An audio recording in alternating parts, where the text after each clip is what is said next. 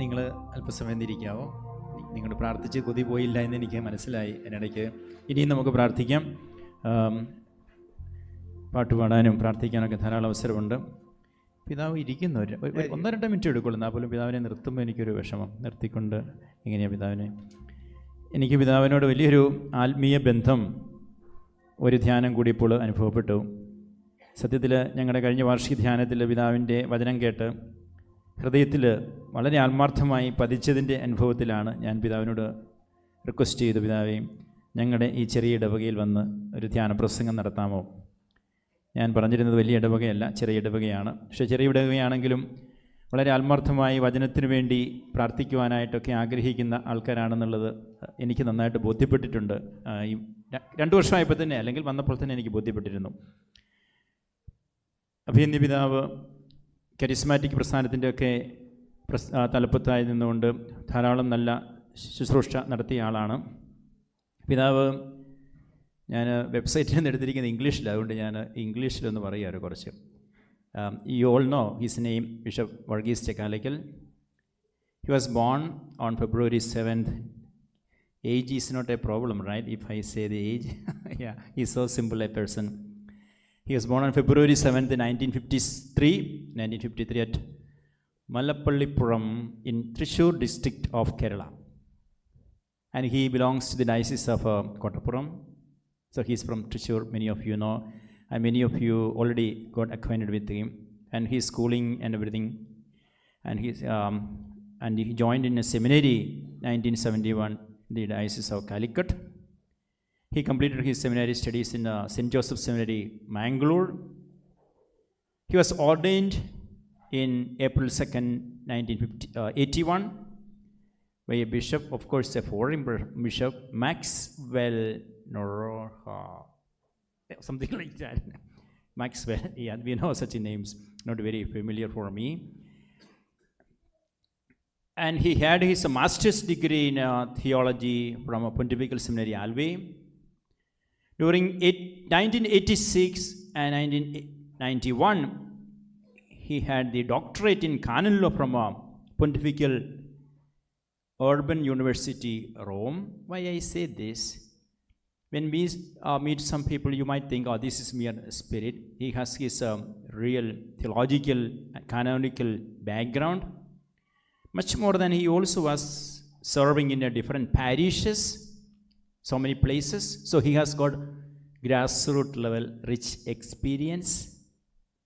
That must be the reason why I was so much influenced by his practical lessons, his reading, the books that he has read, learned. So he was teaching in seminary. Again, he also served as the Dean of Studies. That is a position you all know. Later, in the plan of God, it is not enough that he be a priest serving. He needs to be a head of the church. He was appointed as the bishop in November 5th, 1998. As the bishop of Kannur. First, he was the Bishop of Kannur, 1999. Later on, he was transferred to the Calicut Diocese in May 15, 2012. 2012, Calicut Kozhikode രൂപതയുടെ മെത്രാനായിട്ട് പിതാവിന് appointment കിട്ടി. ഞാനിനി കൂടുതലായിട്ട് പറയുന്നില്ല. ചെറിയൊരു biographical data നിങ്ങളുടെ മുമ്പിൽ ഞാൻ അവതരിപ്പിച്ചതാണ്. പിതാവിൻ്റെ ശുശ്രൂഷ നമുക്ക് 100% ദൈവാനുഗ്രഹപ്രദമാകുന്ന കാര്യത്തിൽ എനിക്കൊരു സംശയവുമില്ല.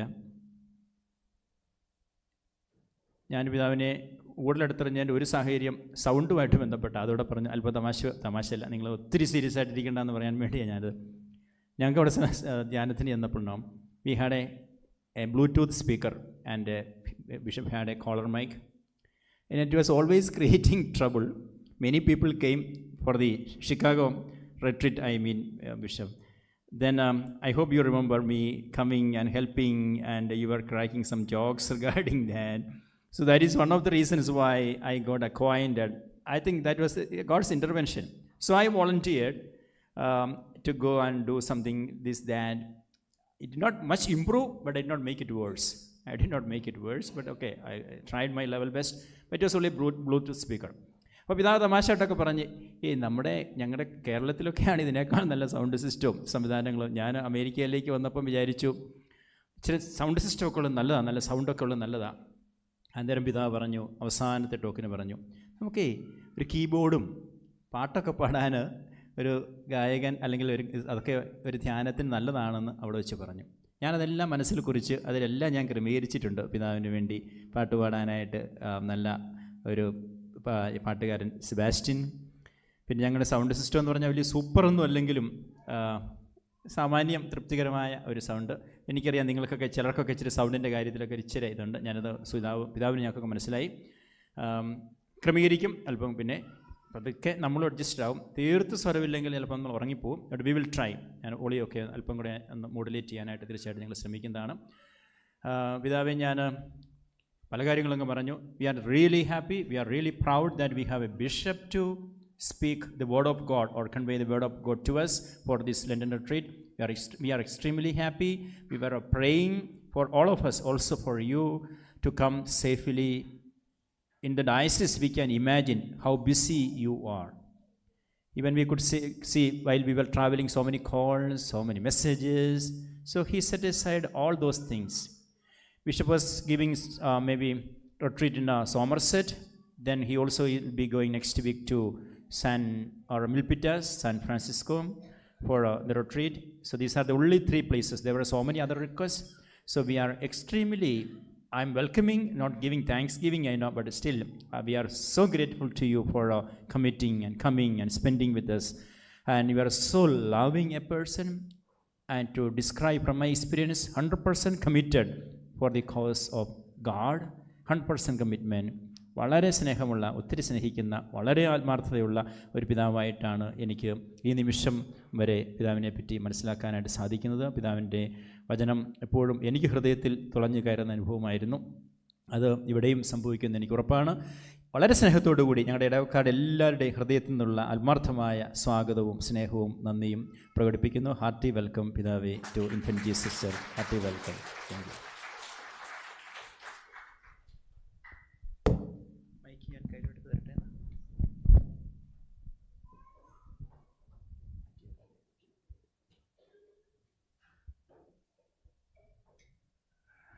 പ്രിയപ്പെട്ടവരെ, നമുക്ക് അല്പനേരം ഒന്ന് പ്രാർത്ഥിക്കാം. അല്പനേരം കണ്ണുകളടച്ചിരുന്ന് ദൈവത്തിൻ്റെ സ്മരണ, കർത്താവിൻ്റെ സ്മരണ നമുക്ക് അനുസ്മരിക്കാം. അവിടെ നിന്ന് നമ്മുടെ കൂടെയുണ്ട്, നമ്മുടെ ഉള്ളിലുണ്ട്, നമുക്ക് ചുറ്റുപാടുമുണ്ട്, തോളിലും തുരുമ്പിലുമുണ്ട്. അവിടുന്ന് സർവവ്യാപിയാണ്, നമ്മെ പരിപാലിക്കുന്നവനാണ്, നമ്മെ രക്ഷിക്കുന്നവനാണ്, നമ്മെ നയിക്കുന്നവനാണ്. അവിടെ നിന്നാണ് നമ്മുടെ സത്യം, അവിടെ നിന്നാണ് നമ്മുടെ ജീവൻ, അവിടെ നിന്നാണ് നമ്മുടെ പുനരുത്ഥാനം. നമുക്ക് പ്രാർത്ഥിക്കാം. കർത്താവേ, ജീവനും സത്യവും പുനരുത്ഥാനവുമായ അങ്ങിലേക്ക് ഞങ്ങളിപ്പോൾ വരുന്നു. ഞങ്ങളുടെ ഹൃദയത്തെയും മനസ്സിനെയും ആത്മാവിനെയും അങ്ങ് സ്പർശിക്കണമെന്ന് ഞങ്ങൾ അങ്ങയോട് പ്രാർത്ഥിക്കുന്നു. കർത്താവേ, ഈ ധ്യാനം വഴി കുറച്ചുകൂടി അങ്ങയോട് കൂടുതൽ അടുക്കുവാൻ, കുറച്ചുകൂടി ഞങ്ങളുടെ കൂടെ ജീവിക്കുന്നവരോട് കൂടുതൽ അടുക്കുവാൻ, ഭാര്യയോട്, ഭർത്താവിനോട്, മക്കളോട്, മാതാപിതാക്കളോട്, എല്ലാവരോടും നല്ല ബന്ധത്തിൽ ജീവിക്കുവാൻ, ബന്ധങ്ങളെ ആഴപ്പെടുത്താൻ, ഞങ്ങളെ സഹായിക്കണമെന്ന് ഞങ്ങൾ അങ്ങയോട് പ്രാർത്ഥിക്കുന്നു. ഈ ദേവാലയം മുഴുവൻ തിങ്ങി നിറഞ്ഞു നിൽക്കുകയാണ് അങ്ങയുടെ ചൈതന്യം ഇവിടെയുള്ള എല്ലാവരിലേക്ക് ഇറങ്ങി വരട്ടെ എന്ന്, ഇവരുടെ മനസ്സിനെയും ഹൃദയത്തെയും ആത്മാവിനെയും സ്പർശിക്കണമേ എന്ന് ഞാൻ താഴ്മയോടെ അങ്ങയോട് പ്രാർത്ഥിക്കുന്നു. കർത്താവായ യേശു വഴി ഞങ്ങൾ സമർപ്പിക്കുന്ന പ്രാർത്ഥന അങ്ങ് കേട്ടരുളണമേ.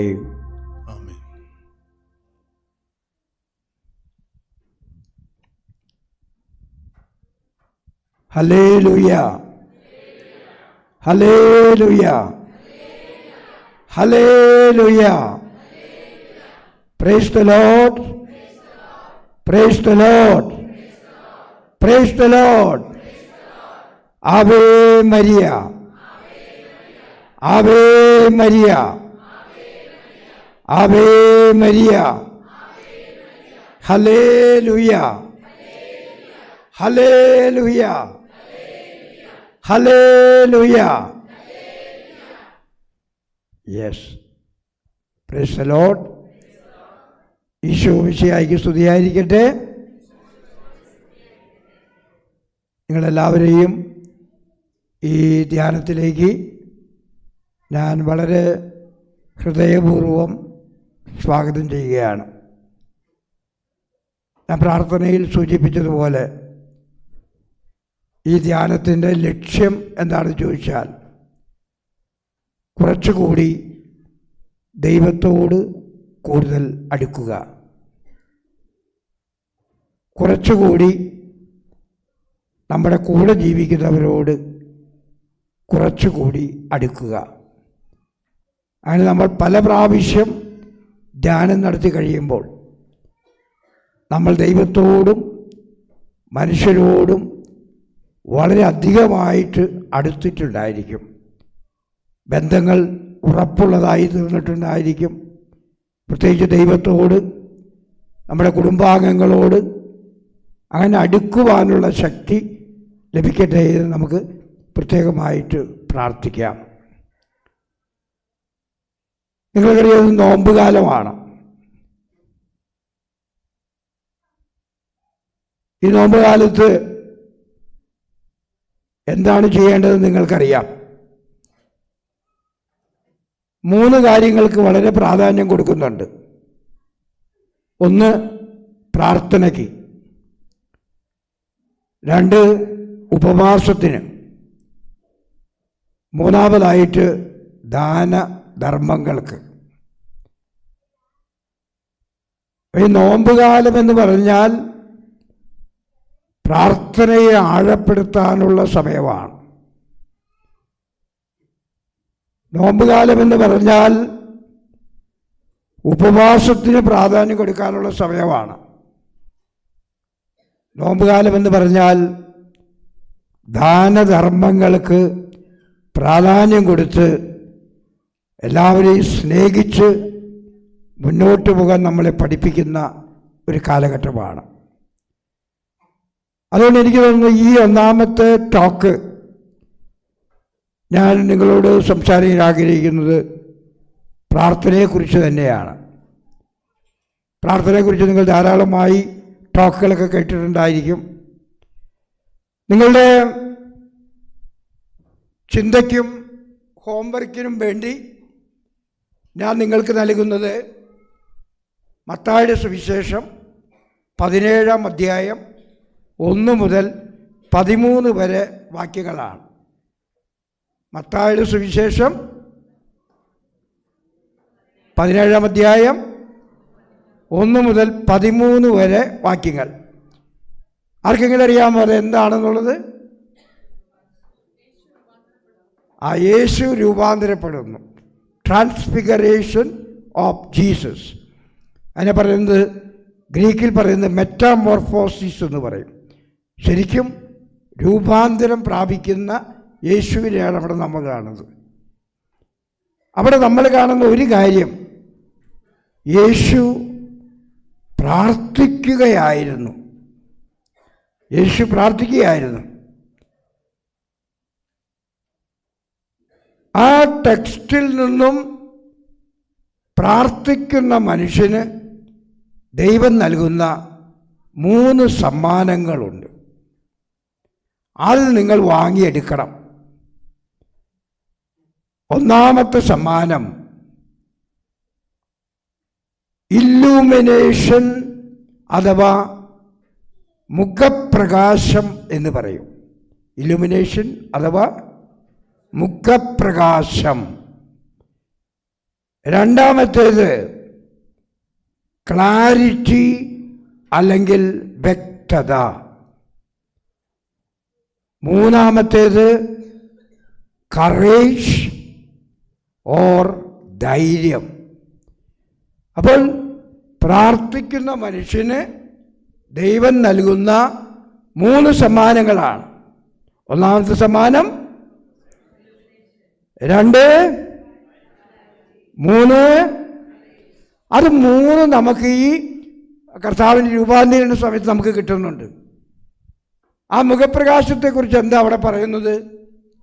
അവൻ്റെ മുഖം സൂര്യനെ പോലെ തിളങ്ങി എന്നാണ് പറയുന്നത്, വെട്ടിത്തിളങ്ങി.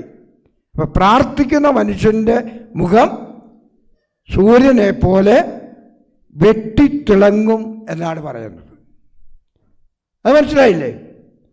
രണ്ടാമത്തേത്, പ്രാർത്ഥിക്കുന്ന മനുഷ്യന് കിട്ടുന്നത് ക്ലാരിറ്റി, വ്യക്തത. ഇവിടെ എവിടെയാണ് കിട്ടുന്നത്? ഈശോയ്ക്ക് കിട്ടുന്ന വ്യക്തത എന്താണ്? പിതാവിൻ്റെ ശബ്ദം, ഇവൻ എൻ്റെ പ്രിയപുത്രനാകുന്നു, ഇവനിൽ ഞാൻ സംപ്രീതനായിരിക്കുന്നു, ഇവനെ ശ്രവിക്കുവിൻ, is my beloved son in whom I am well pleased, listen to him, listen to him. അതാണ്. അപ്പോൾ അതാണ് രണ്ടാമത്തെ അർത്ഥം. മൂന്നാമതായിട്ട് ഈ ട്രാൻസ്ഫിഗറേഷന് ശേഷം, രൂപാന്തരീകരണ സമയത്തിന് ശേഷം ഈശോ കാൽവരിയിൽ മരിക്കാൻ തയ്യാറെടുപ്പ് നടത്തുകയാണ്. പിന്നെ മരണത്തെക്കുറിച്ച്, പുനരുത്ഥാനത്തെക്കുറിച്ചൊക്കെ അവിടെ നിന്ന് സംസാരിക്കാൻ തുടങ്ങി.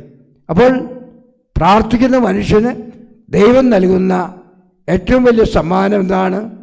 കറേജ്, ധീരതയാണ്. പിന്നെ വെളിച്ചം കിട്ടുന്നു, മുഖത്ത് പ്രകാശം. നിങ്ങൾ പ്രാർത്ഥിക്കുന്ന മനുഷ്യരുടെ മുഖത്ത് പ്രകാശം കണ്ടിട്ടുണ്ടോ? കണ്ടിട്ടുണ്ടെന്ന് നിങ്ങൾ കണ്ടിട്ടുണ്ടോ? മുഖത്ത് പ്രകാശം ഉണ്ടാവും. ശരിക്കും പറഞ്ഞാൽ നോക്കിയപ്പോൾ അച്ഛൻ്റെ മുഖത്ത് പ്രകാശമില്ലേ? ഉണ്ടോ? ഉണ്ട്. അതെന്തുകൊണ്ടാണ്? അച്ഛൻ പ്രാർത്ഥിക്കുന്നത് ഞാൻ കണ്ടതാണ്. പ്രാർത്ഥിക്കുന്ന മനുഷ്യന് ദൈവം തീർച്ചയായിട്ടും മുഖപ്രകാശം നൽകും. അതെന്തുകൊണ്ടാണത്? ആ വ്യക്തിക്ക് ദൈവം ആത്മാവിൻ്റെ ഫലങ്ങളും ദാനങ്ങളും വരങ്ങളും എല്ലാം നൽകുന്നു. ആത്മാവിൻ്റെ ഫലങ്ങൾ, പ്രത്യേകിച്ച് ആത്മാവിൻ്റെ ഫലങ്ങൾ അതെവിടെ നമ്മൾ കാണുന്നത്? ഗലാത്യർക്കെഴുതിയ ലേഖനം 5-ാം അധ്യായം 22-ാം വാക്യത്തിൽ. എന്താണത്? ഫ്രൂട്ട്സ് ഓഫ് ദ സ്പിരിറ്റ്, അല്ലേ? ആത്മാവിൻ്റെ ഫലങ്ങൾ എന്തൊക്കെയാണെന്ന് ചോദിച്ചാൽ സ്നേഹം, ആനന്ദം, സമാധാനം, ദയ, കരുണ, ക്ഷമ, സൗമ്യത, ഇങ്ങനെയുള്ള 9 കാര്യങ്ങൾ അവിടെ പ്രത്യേകമായിട്ട് പറയും. ഈ 9 കാര്യങ്ങൾ നമ്മുടെ ജീവിതത്തിൽ നമ്മൾക്ക് കിട്ടിക്കഴിഞ്ഞാൽ നമ്മുടെ മുഖം പ്രകാശമാനമാവും. അപ്പോൾ ആദ്യമായിട്ട് നമ്മൾ ചെയ്യേണ്ടത് ആ വരം ലഭിക്കാൻ വേണ്ടി നമ്മൾ പ്രത്യേകം പ്രാർത്ഥിക്കും. നമ്മുടെ മുഖത്തൊക്കെ അല്പം പ്രകാശം ഉണ്ടാകും. ആ പ്രകാശം ഉണ്ടാകുമ്പോൾ നമ്മുടെ സംസാരവും പ്രവൃത്തിയൊക്കെ ഭയങ്കര പോസിറ്റീവായി തീരും. പലപ്പോഴും മനുഷ്യരെങ്ങനെ തരാമോ? നെഗറ്റീവാണ്. എന്തെങ്കിലും ഇപ്പോൾ ഒരാളെ കണ്ടു കഴിഞ്ഞിട്ട് ചോദിക്കും, നിൻ്റെ മുഖം എന്താ എങ്ങനെ ഇരിക്കുന്നത്? എപ്പോഴും നെഗറ്റീവ് ചോദിക്കാനുള്ള അതേ സമയത്ത് മുഖം പ്രകാശിച്ചുകൊണ്ടിരിക്കുകയാണെങ്കിലോ, അവൻ്റെ ഉള്ളിൽ ആത്മാവിൻ്റെ വരങ്ങളുണ്ടെങ്കിലോ, ഫലങ്ങളുണ്ടെങ്കിലോ, ദാനങ്ങളുണ്ടെങ്കിലോ, അപ്പോൾ ഒരു ബുദ്ധിമുട്ടുണ്ടാവില്ല. എല്ലാവരും മനസ്സിലാക്കാൻ പറ്റും, എല്ലാവരും എൻകറേജ് ചെയ്യാൻ പറ്റും. അപ്പോൾ ഈ നെഗറ്റിവിറ്റിക്ക് പകരം പോസിറ്റിവിറ്റി ഉണ്ടാക്കാനായിട്ട് സാധിക്കുന്നുള്ളതാണ്. അപ്പോൾ ദൈവത്തിൻ്റെ ആത്മാവ് നമ്മുടെ ഉള്ളിലുണ്ടാകുമ്പോൾ നമ്മൾ പോസിറ്റീവായിരിക്കുന്നത്. ഞാൻ ഈ അടുത്ത കാലത്ത് ഒന്ന് വായിച്ചു കഴിഞ്ഞപ്പോൾ ഈ ഒരു ജർമ്മനിയിലാണ് സംഭവം. അപ്പോൾ അവിടെ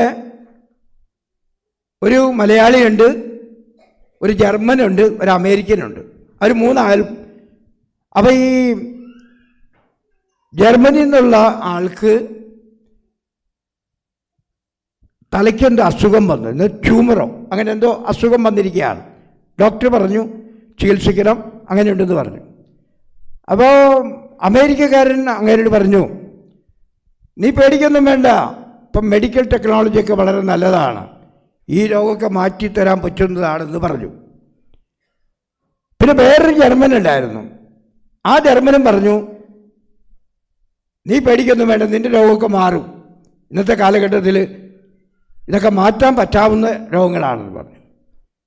മലയാളി പറഞ്ഞു, എൻ്റെ അപ്പൻ്റെ ജ്യേഷ്ഠൻ 3 ദിവസം മുമ്പ് മരിച്ചത് ഈ രോഗം വന്നിട്ടാണെന്ന് പറഞ്ഞു. അപ്പോൾ അതായത് രോഗിയായിട്ടിരിക്കില്ല അവർ, തീർച്ചയായിട്ടും അങ്ങനെ പറയുമ്പോൾ വിഷമമാവില്ലേ? ഇതുപോലെ ചില മനുഷ്യരൊക്കെ അങ്ങനെയാണ്. ചില മനുഷ്യർ എങ്ങനെയെങ്കിലും മനുഷ്യരെ പേടിപ്പിച്ച് കൊന്നുകളയാനായിട്ട് നോക്കും. അപ്പോൾ അത് നമ്മുടെ മുഖത്ത് പ്രകാശമുണ്ട്, ദൈവത്തിൻ്റെ വരങ്ങളുണ്ട്, ദൈവത്തിൻ്റെ ദാനങ്ങളൊക്കെ ഉണ്ടെങ്കിൽ നമുക്ക് നന്നായിട്ട് പ്ലീസിങ് ആൻഡ് പ്ലസൻറ്റ് പേഴ്സണാലിറ്റി എന്നൊക്കെ നമ്മൾ പറയില്ലേ. ഇപ്പം ഞാൻ പറയാൻ പോയിരിക്കുകയായിരുന്നു, നമ്മളുടെ അച്ഛൻ എന്നെ ഇങ്ങോട്ട് വിളിച്ചത് ഞാൻ വരാമെന്ന് പറഞ്ഞു. വരാമെന്ന് പറഞ്ഞത് is A very pleasing and pleasant personality. എനിക്ക് അനുഭവപ്പെട്ടിട്ടുള്ള അങ്ങനെയാണ്. അപ്പോൾ അതുകൊണ്ട് അദ്ദേഹം എന്നെ വിളിച്ചപ്പോൾ ഞാൻ വരാമെന്ന് പറയുകയായിരുന്നു. നമ്മളെവിടെ പ്ലീസിങ് ആൻഡ് പ്ലസൻ്റായിട്ട് ആളുകളെ കാണുന്നുവോ അവിടെയൊക്കെ നമുക്ക് സന്തോഷമുണ്ടായിരിക്കും. അതുപോലെ നിങ്ങളെക്കുറിച്ച് ഈ അച്ഛൻ പറഞ്ഞത് വളരെ നല്ല കാര്യങ്ങളാണ്. ഈ അച്ഛൻ ഈ സാക്രമെൻറ്റോയിലുള്ള ഈ മലയാളി കമ്മ്യൂണിറ്റി എന്ന് പറയുന്നത് എന്താണെന്ന് വലിയ ദൈവങ്ങളാണെന്ന ഇതിലാണ് അച്ഛൻ പറഞ്ഞത്. ദൈവമല്ലെങ്കിലും നല്ലവരാണ് എന്നുള്ള ഒരു കാര്യം പറഞ്ഞു. അത് വളരെ നല്ല കാര്യമാണ് അല്ലേ? ഈ ഫ്രാൻസിസ് അസീസിയെക്കുറിച്ച് ഒരു കാര്യം പറയുന്നുണ്ട്. ഫ്രാൻസിസ് അസീസി ഒരു ദിവസം വയലിലൂടെ ഇങ്ങനെ നടന്നു പോവുകയാണ്. അപ്പോൾ ഒരു കർഷകൻ ഓടി വന്നു. എന്നിട്ട് ഫ്രാൻസിസിനോട് ചോദിച്ചു, ഫ്രാൻസിസ്, നിന്നെപ്പറ്റി എല്ലാവരും പറയുന്നത് നീ ഒരു വിശുദ്ധനാണെന്നാണ്, നീ നല്ലവനാണെന്നാണ്. ഫ്രാൻസിസ് അത് കേട്ടിട്ട് ചിരിച്ച് നടന്നു പോവുകയാണ്. കർഷകൻ പോവുകയും ചെയ്തു. കുറച്ചു നേരം കഴിഞ്ഞപ്പോൾ ഈ കർഷകൻ ഇദ്ദേഹത്തിൻ്റെ മുമ്പിലേക്ക് ഓടി വന്നു. എന്നിട്ട് പറയുകയാണ്, നീ എന്നും അങ്ങനെ ആയിരിക്കണം എന്ന്. നിന്നെല്ലാവരും വിശുദ്ധനെന്ന് പറയുന്നുണ്ട്, നീ നല്ലവനാണെന്ന് പറയുന്നുണ്ട്. അത് പറഞ്ഞിട്ട് ഈ കാര്യം അദ്ദേഹം പറയാൻ മറന്നുപോയിരുന്നു. എന്നിട്ട് അത് പറയാൻ വേണ്ടി ഓടി വന്നിട്ട് പറയുകയാണ്, നീ എന്നും അങ്ങനെ ആയിരിക്കണം എന്ന്. എന്നിട്ട് ഫ്രാൻസിസ് അസീസി അപ്പോൾ തന്നെ നിലത്ത് മുട്ടുകുത്തി കരങ്ങൾ ഉയർത്തി കണ്ണുകൾ ഉയർത്തി ദൈവത്തോട് പറയുകയാണ്, ദൈവമേ, നീ എന്നെ പഠിപ്പിക്കാനായിട്ട് ഏതെല്ലാം തരത്തിൽ ആളുകളെ എൻ്റെ അടുക്കലേക്ക് അയക്കുന്നുവെന്ന്. അതാണ് നമ്മുടെ അടുക്കലേക്കൊക്കെ പലരും അയക്കും ദൈവം. അവരെ പലതും പഠിപ്പിക്കാൻ വേണ്ടി അയക്കുന്നവരായിരിക്കും. പക്ഷെ അത് ഫ്രാൻസിസ് അസീസിയെ പോലെ കാണാൻ നമുക്ക് സാധിക്കണം. അപ്പോൾ ഇവിടെ ഞാനിത് പറഞ്ഞതെന്തിനാണെന്നറിയാമോ? നിങ്ങളെക്കുറിച്ച് നിങ്ങളുടെ വൈദികൻ മറ്റുള്ളവർ എന്നോട് പറഞ്ഞു നിങ്ങൾ നല്ലവരാണെന്ന് പറഞ്ഞു. നിങ്ങളെന്നും നല്ലവരായിരിക്കട്ടെ എന്നാണ് എൻ്റെ പ്രത്യേക പ്രാർത്ഥന. അപ്പോൾ നിങ്ങളൊന്ന് നോക്കിയാൽ 3 ക്വാളിറ്റീസ് അല്ലെങ്കിൽ 3 ഗിഫ്റ്റ്സ് ആണ് ദൈവം പ്രാർത്ഥിക്കുന്ന മനുഷ്യന് നൽകുന്നത്. ഒന്നാമത് ഇല്ലുമിനേഷൻ അല്ലെങ്കിൽ മുഖപ്രകാശം. രണ്ടാമത്തേത് ക്ലാരിറ്റി. മൂന്നാമത്തേതോ അപ്പോൾ നിങ്ങൾ പഠിച്ചല്ലേ? അപ്പോൾ നമ്മളെ പാട്ടുകാരൻ വലിയ പാട്ടുകാരനെന്ന് പറയുന്നത് ഹ്യൂസ്റ്റണിൽ നിന്ന് വന്നിരിക്കുന്നതാണ് അല്ലേ അച്ഛാ? ഹ്യൂസ്റ്റണിൽ നിന്ന് വന്നേക്കണേ. അത് പ്രത്യേകമായിട്ട് നമ്മുടെ രൂപനച്ഛൻ വിളിച്ചു വരുത്തിയതാണ്. അദ്ദേഹം നല്ല പാട്ടുകാരനാണ്. പക്ഷെ നമുക്ക് എല്ലായ്പ്പോഴും ഇടയ്ക്കിടയ്ക്ക് പാടിക്കൊണ്ടിരിക്കാൻ വേണ്ടിയിട്ട് ഒരു പാട്ട്, ഒരു 4 വരി മാത്രമേ ഉള്ളൂ, അത് നമ്മൾ പാടണം. നിങ്ങൾക്കറിയാൻ പാടുണ്ടാവും, അറിയാൻ പാടില്ല, ഞാൻ പഠിപ്പിച്ചു തരാം. നാവിൽ എൻ്റെ ഈശോദൻ നാമം, കാതിൽ എൻ്റെ ഈശോദൻ നാദം, കണ്ണിൽ ഈശോദൻ രൂപം, നെഞ്ചിൽ ഈശോദൻ സ്നേഹം, പിന്നെ മനസ്സ് നിറയെ നന്ദി മാത്രം. നാവിൽ എന്നീശോദൻ നാമം, കാതിൽ എന്നീശോദൻ നാദം, നെഞ്ചിൽ ഈശോദൻ രൂപം, ഈശോദൻ രൂപം, മനസ്സു നിറയെ നന്ദി മാത്രം. നിങ്ങളൊന്ന് പാടിയ നോക്കിയ. നാവിൽ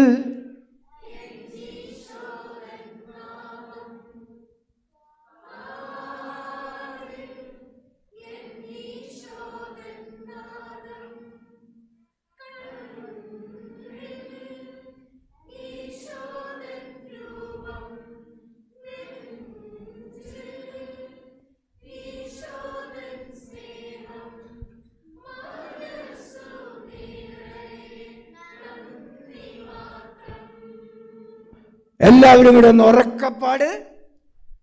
നാവിൽ എന്നീശോദൻ നാമം, കാതിൽ എന്നീശോദൻ നാദം, കണ്ണിൽ ഈശോദൻ രൂപം, നെഞ്ചിൽ ഈശോദൻ സ്നേഹം, മനസ്സു നിറയെ നന്ദി മാത്രം. ഒന്നുകൂടെ പാടിയാലോ? ഇനി എല്ലാ ദിവസവും നമ്മൾ പാടിക്കൊണ്ടിരിക്കുന്നത്. നാവിൽ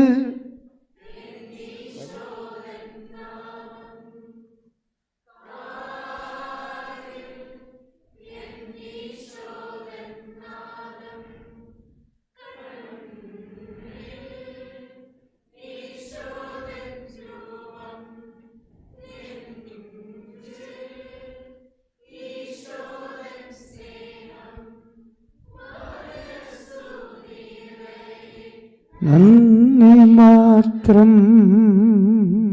ഓക്കെ, വെരി ഗുഡ്. 100 മാർക്ക് നിങ്ങൾക്ക് എല്ലാവർക്കും തന്നിരിക്കുന്നു. നിങ്ങളെല്ലാവരും നല്ല പാട്ടുകാരാണ്. ഞാൻ ഈ പ്രാർത്ഥനയെക്കുറിച്ച് പറഞ്ഞപ്പോൾ ക്ലാരിറ്റിയെക്കുറിച്ച് പറഞ്ഞില്ലേ?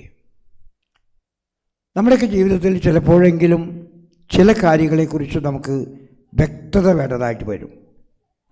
ധ്യാനം എന്നൊക്കെ പറയുന്നത് ഈ ക്ലാരിറ്റി, ഈ വ്യക്തതയൊക്കെ നമുക്ക് ഉണ്ടാക്കാൻ പറ്റിയ സമയമാണ്. ഞാൻ ആലുവയിൽ ദൈവശാസ്ത്രത്തിൽ ഉന്നത ബിരുദത്തിന് പഠിച്ചുകൊണ്ടിരിക്കുമ്പോൾ എടത്തുവായിൽ ഒരു കൺവെൻഷൻ നടക്കുന്നുണ്ടായിരുന്നു. ആ കൺവെൻഷനിൽ സംബന്ധിക്കാൻ വേണ്ടി ഞാൻ പോയി. അപ്പോൾ ഞാൻ സംസാരിക്കേണ്ടിയിരുന്നത് ദൈവത്തിൻ്റെ അസ്തിത്വത്തെക്കുറിച്ചാണ്. ദൈവമുണ്ടെന്ന് ഞാൻ അവിടെയുള്ള എല്ലാവർക്കും സ്ഥാപിച്ചു കൊടുക്കണം. അതാണ് എന്നെ വന്ന് വിളിച്ചപ്പോൾ അച്ഛൻ പറഞ്ഞത്. അതാണ് ഞാൻ എടത്തുവായിൽ പോയി. അന്ന് തിരുനാളിന് മുമ്പ് 4-5 ദിവസം കൺവെൻഷൻ നടക്കുമായിരുന്നു. ഇപ്പം നടക്കുന്നുണ്ടോ എന്ന് എനിക്കറിയില്ല. അങ്ങനെ ഒരു ദിവസം ഞാനായിരുന്നു ടോക്ക്. ഇപ്പം ഞാനന്ന് സംസാരിച്ചു ദൈവത്തിൻ്റെ അസ്തിത്വത്തെക്കുറിച്ചാണ്. 3-4 ടോക്ക് കൊടുത്തു. ഈ ടോക്കൊക്കെ കഴിഞ്ഞ് വൈകുന്നേരം ആയപ്പോൾ ഞാൻ കാപ്പി കുടിക്കാൻ വന്നു കഴിഞ്ഞപ്പോൾ ഞാനിങ്ങനെ പുറത്ത്, അപ്പോൾ അച്ഛന്മാരൊക്കെ പറഞ്ഞു നല്ല ടോക്കായിരുന്നു എന്നൊക്കെ പറഞ്ഞു. അത് ഞാൻ പുറത്തേക്ക് വരുമ്പോൾ ഒരു മനുഷ്യൻ അവിടെ നിൽക്കുന്നുണ്ടായിരുന്നു. ആ മനുഷ്യൻ എന്നെ വിളിച്ചിട്ട് പറഞ്ഞു, അച്ഛൻ്റെ ടോക്കൊക്കെ നല്ലതായിരുന്നു, പക്ഷെ അത് കഴിഞ്ഞിട്ട് പെട്ടെന്ന് അയാളുടെ മുഖം മാറി. എന്നിട്ട് എന്നോട് നോക്കിയിട്ട് അദ്ദേഹം പറയാണ്, അച്ഛോ, ദൈവമില്ല എന്നൊന്നും ഞങ്ങൾ പറയുന്നില്ല, പക്ഷെ ഈ ഉള്ള ദൈവം എന്തുകൊണ്ട് എൻ്റെ ജീവിതത്തിൽ ഇങ്ങനെയൊക്കെ ചെയ്യുന്നു, അതാണ് എനിക്കറിയാണ്ടത്. ദൈവമുണ്ടെന്ന് ഞങ്ങൾ വിശ്വസിക്കുന്നു, അച്ഛൻ അതിന് പ്രൂഫൊന്നും തരേണ്ട ആവശ്യമൊന്നുമില്ല, പക്ഷെ ഈ ദൈവം എന്തുകൊണ്ട് എൻ്റെ ജീവിതത്തിൽ ഇങ്ങനെ പ്രവർത്തിക്കുന്നു എന്ന് പറഞ്ഞു തരാമോ എന്ന് ചോദിക്കുകയാണ്. എന്നിട്ട് അദ്ദേഹം പറഞ്ഞു, അദ്ദേഹത്തിന് 3 പെൺമക്കളായിരുന്നു, ഭാര്യ ഉണ്ടായിരുന്നു. ഇയാൾ പറയുന്നത്, ഞാൻ എല്ലാ ദിവസവും പള്ളിയിൽ പോകുന്ന മനുഷ്യനാണ്, പ്രാർത്ഥിക്കും, എല്ലാ കാര്യങ്ങളും നന്നായിട്ട് ചെയ്യാറുള്ളൂ. എന്നിട്ട് എൻ്റെ ഒരു മകള് സെൻറ്റ് ട്രീസാസിൽ എറണാകുളത്ത് പഠിക്കുകയായിരുന്നു. ആരുമായിട്ട് പ്രേമത്തിലായി, പക്ഷെ അവൻ പറ്റിച്ചു, അവൾ ആത്മഹത്യ ചെയ്തു. വേറൊരു മകള് എറണാകുളത്ത് യാത്ര ചെയ്തുകൊണ്ടിരിക്കും, ബസ് ഇറങ്ങുന്ന സമയത്ത് ഒരു വണ്ടി ഒന്ന് മുട്ടി മരിക്കുകയുണ്ടായി. അമ്മ, എൻ്റെ ഭാര്യ ഭ്രാന്തിയായ പോലെയായി. പിന്നോട് ഒരു മകളാണ്. കുറേ നാൾ അവൾ ഭ്രാന്തിയെപ്പോലെ ജീവിച്ചു. അവസാനം ഒരു ദിവസം കിണറ്റിൽ ചാട്ടി ആത്മഹത്യ ചെയ്തു. അച്ഛാ, ഇപ്പം എനിക്കൊരു മകളുണ്ട്. ആ മകള് ആരോടും മിണ്ടാറില്ല. ഭക്ഷണം കൊണ്ടുപോയി വായിൽ വെച്ച് കൊടുത്താൽ മാത്രം തിന്നും. അച്ഛൻ പറയേ, എനിക്കതിൻ്റെ ഉത്തരം എന്താണ്? ഞാൻ ദൈവത്തിൽ വിശ്വസിക്കുന്നു. ഈ ദൈവം എന്താണ് എന്നോട് ഇങ്ങനെ ചെയ്യുന്നത്? അതാണ് എനിക്ക് മനസ്സിലാകാത്തതെന്ന് പറയാണ്. എനിക്കും കാര്യമായിട്ട് അദ്ദേഹത്തോട് ഉത്തരം പറയാനൊന്നും പറ്റിയിരുന്നില്ല. ഞാൻ അദ്ദേഹത്തെ വെറുതെ കെട്ടിപ്പിടിച്ചു. എന്നിട്ട് ഞാൻ പറഞ്ഞു, ദൈവം എന്നെങ്കിലും നിങ്ങൾക്ക് ഇതിനുള്ള ഉത്തരം തരും എന്ന് പറഞ്ഞു. അപ്പം ഞാൻ പോരുന്ന വഴിയൊക്കെ ഇത് ചിന്തിച്ചുകൊണ്ടിരിക്കുകയായിരുന്നു. 5-6 മാസം കഴിഞ്ഞപ്പോൾ എൻ്റെ അപ്പൻ ക്യാൻസർ പിടിച്ച് മരിച്ചു. അപ്പനൊരു രോഗം ഉണ്ടായിരുന്നിട്ടില്ല. 59-60 വയസ്സായിരുന്നു. വയറിൽ വേദന ഉണ്ടെന്ന് പറഞ്ഞിട്ട് അവിടെയുള്ളൊരു ആസ്പത്രി കൊണ്ടുപോയി. അത് കഴിഞ്ഞ് ആ ഡോക്ടർ പറഞ്ഞു അങ്കമാലിയിൽ കൊണ്ടുപോകാൻ. അങ്കമാലിയിൽ ലിറ്റിൽ ഫ്ലവറിൽ കൊണ്ടുപോയി. അവിടെ ചെന്ന് പരിശോധിച്ചു, ബയോപ്സിക്ക് അയച്ചു. അവസാനം കണ്ടുപിടിച്ചു ക്യാൻസറാണ്. വയറാകെ പോയി കിടക്കുകയാണ്, ഒന്നും തന്നെ ചെയ്യാൻ പറ്റില്ല. പക്ഷെ എൻ്റെ ബ്രദേഴ്സൊക്കെ കൂടി അപ്പനെ ചികിത്സിക്കുന്നതിന് വേണ്ടിയിട്ട് അന്ന് തൃശ്ശൂർ അമല ഹോസ്പിറ്റലുണ്ട്. അമല ഹോസ്പിറ്റൽ ക്യാൻസർ ഇൻസ്റ്റിറ്റ്യൂട്ടാണ്. ആ ക്യാൻസർ ഇൻസ്റ്റിറ്റ്യൂട്ടിലേക്ക് കൊണ്ടുപോയി. അവിടെ ചെന്ന് പരിശോധിച്ചു, റിപ്പോർട്ടൊക്കെ വായിച്ചു. പിറ്റേ ദിവസം ഡോക്ടർ പറഞ്ഞു നമുക്ക് കീമോ തുടങ്ങാം. അതിൻ്റെ കീമോ കൊടുത്തു. പിറ്റേ ദിവസം അപ്പനോട് പൊയ്ക്കോളാൻ പറഞ്ഞു. ഇവരെല്ലാവരും കൂടി കാറിൽ കയറ്റി അപ്പനെ നാട്ടിലേക്ക് കൊണ്ടുപോവുകയായിരുന്നു. കൊണ്ടുപോകുന്ന അവസരത്തിൽ ബ്ലഡ് വൊമിറ്റ് ചെയ്തു. വീണ്ടും തിരിച്ച് ഹോസ്പിറ്റലിലേക്ക് കൊണ്ടുവന്നു. അപ്പം മരിച്ചു.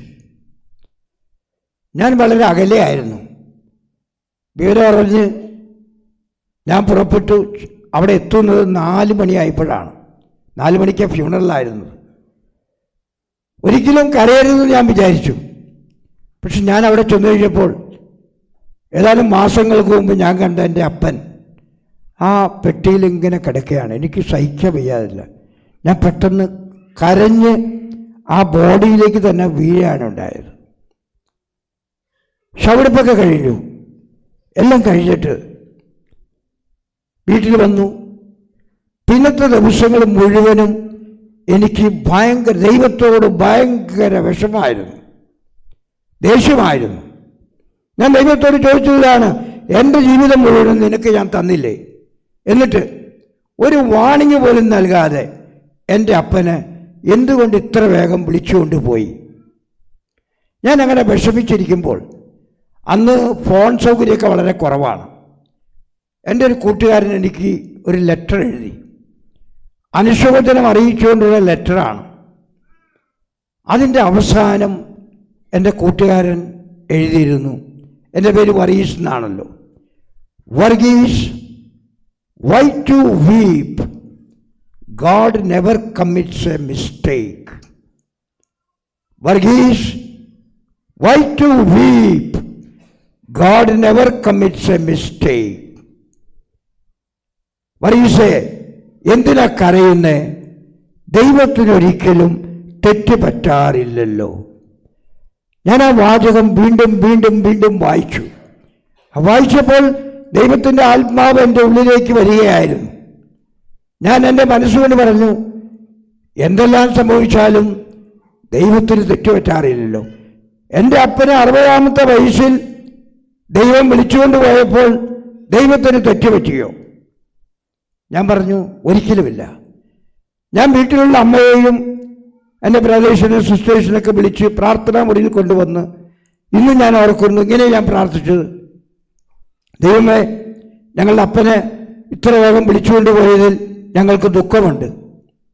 പക്ഷേ ഒരിക്കലും തെറ്റുപറ്റാത്ത അങ്ങയുടെ കരങ്ങളിൽ ഞങ്ങളുടെ അപ്പൻ സുരക്ഷിതനായിരിക്കുമെന്ന് ഞങ്ങൾ വിശ്വസിക്കുന്നുവെന്ന് പറഞ്ഞ് പ്രാർത്ഥിച്ചു.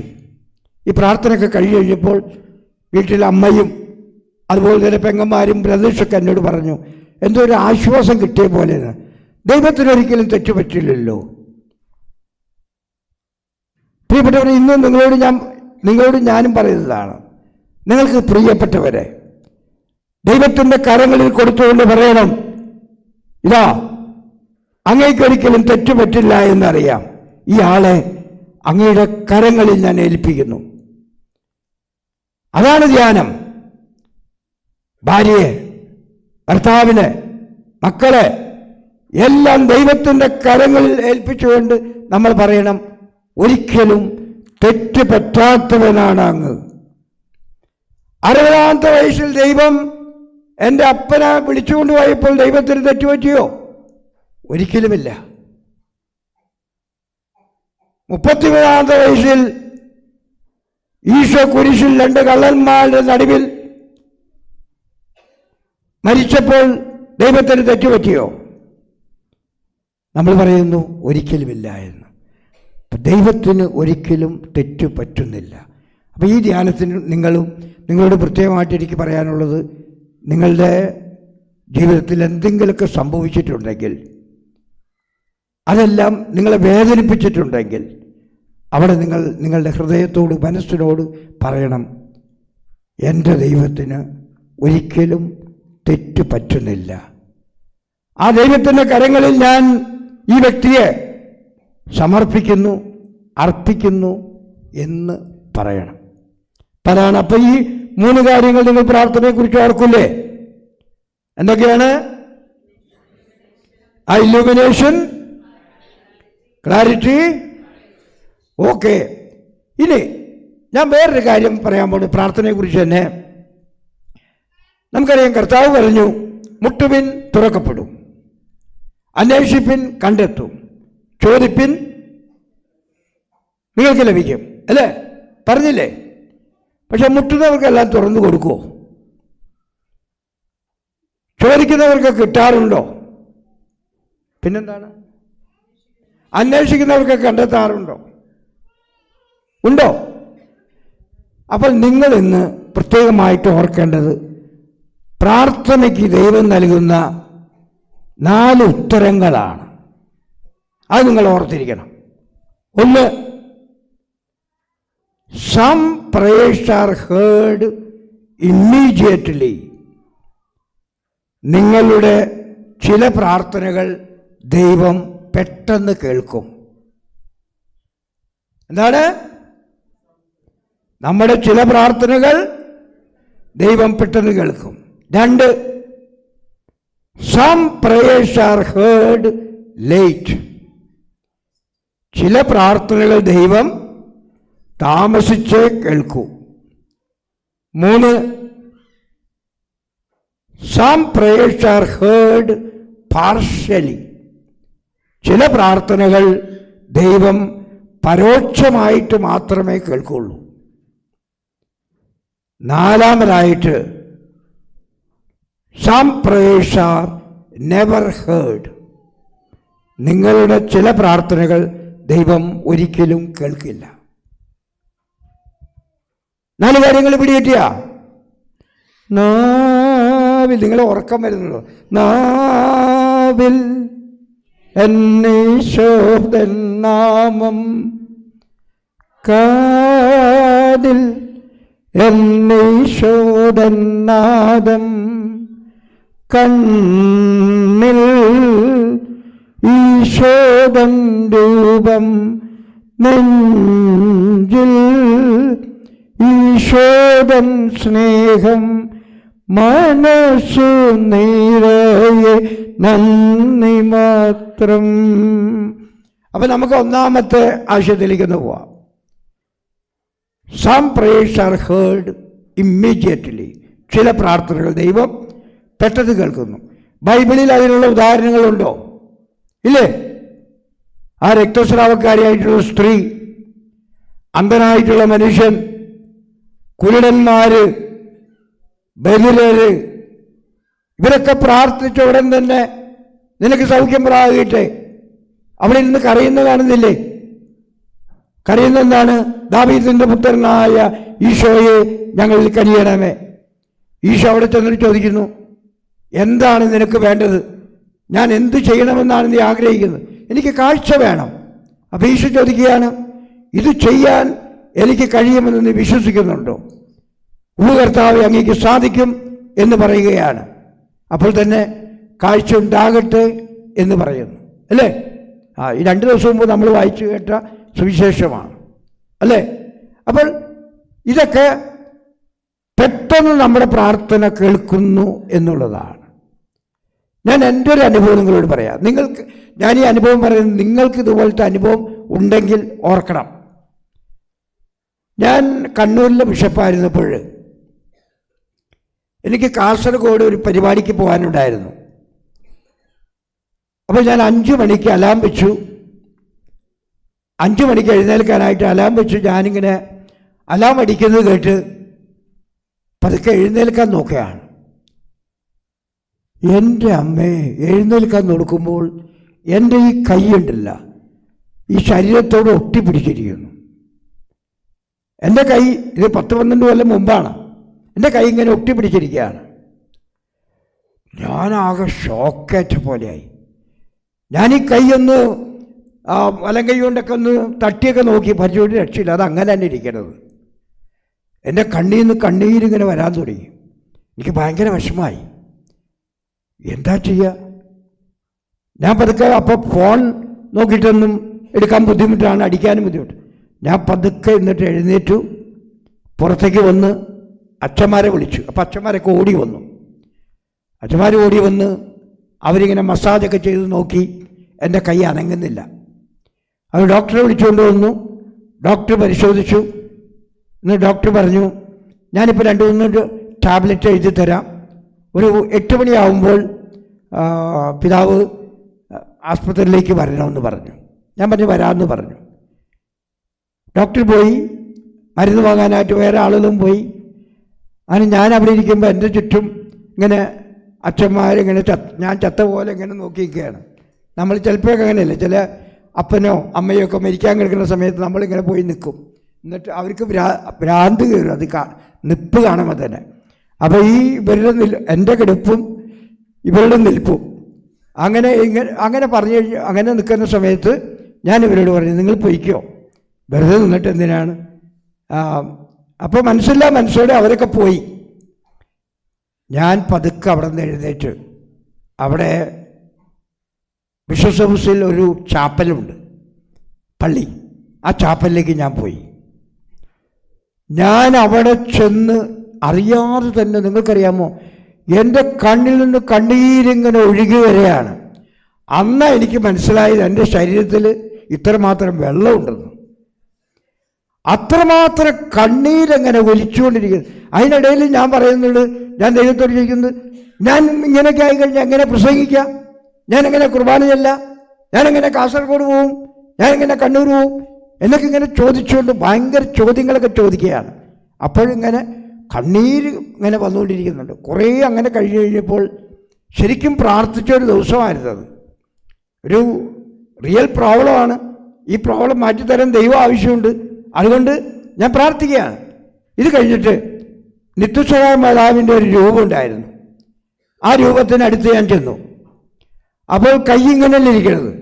ഞാൻ വിചാരിച്ചു ഈ കൈയൊന്ന് മാതാവിൻ്റെ ദേഹത്തൊന്ന് തൊടിക്കാമെന്ന് വിചാരിച്ചു. പക്ഷെ ഇത് തൊടാൻ പറ്റുന്നില്ല.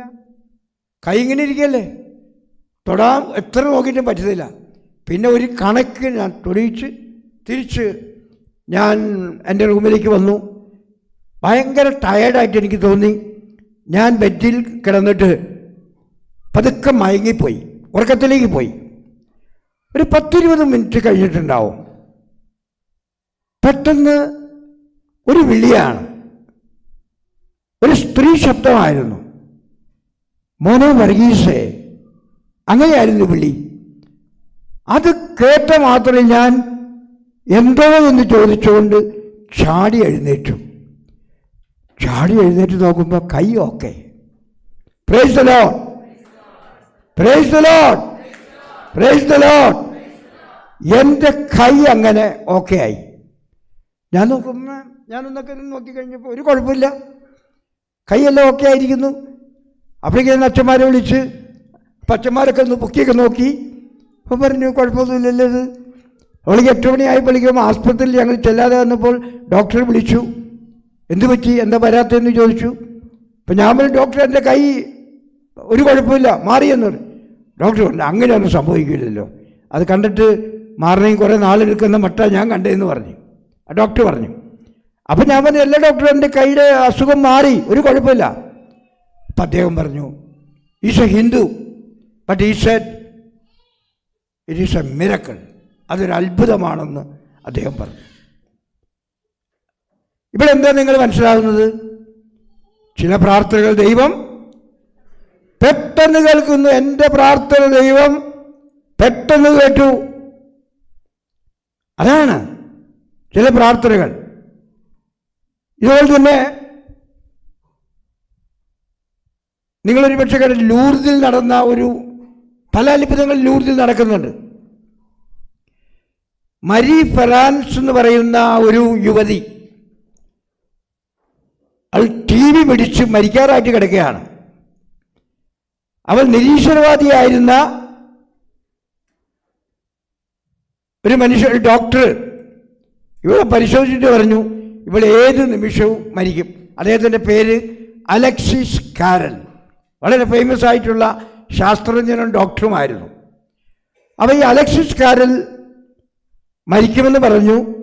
പക്ഷെ വീട്ടുകാർ പറഞ്ഞു ഞങ്ങൾ ഇവളെയും കൊണ്ട് ലൂർദിൽ പോകാൻ പോവുകയാണ്. അതിനെന്ത് ചെയ്തു? ലൂർദിലേക്ക് പോകാൻ തീരുമാനിച്ചു കഴിഞ്ഞപ്പോൾ ഈ ഡോക്ടർ പറഞ്ഞു നിങ്ങൾ പോവുകയാണെങ്കിൽ വഴിയിൽ വെച്ച് ഈ കുട്ടി മരിക്കും, പക്ഷെ ഞാനും പോരാം. എന്നിട്ട് ഡോക്ടറും കൂടെ പോയി. ഈ ലൂർദിൽ നിങ്ങളൊരു പക്ഷെ പോയിട്ടുണ്ടാവും ചിലരൊക്കെ അല്ലേ? ലൂർദിൽ അവിടെ വെള്ളം എപ്പോഴും വന്നുകൊണ്ടിരിക്കുന്നുണ്ട്. അവിടെ കൊണ്ടുവന്ന് കെടുത്തി കുറച്ച് വെള്ളം കൊടുത്ത് അവളുടെ ദേഹത്തൊക്കെ ഒഴിച്ച് എന്നിട്ട് പ്രാർത്ഥിക്കുമ്പോൾ ആ പ്രാർത്ഥനയിൽ ഇവരൊക്കെ ചേർക്കുകയാണ്. എല്ലാം പ്രാർത്ഥിച്ചുകൊണ്ടിരിക്കുന്നു.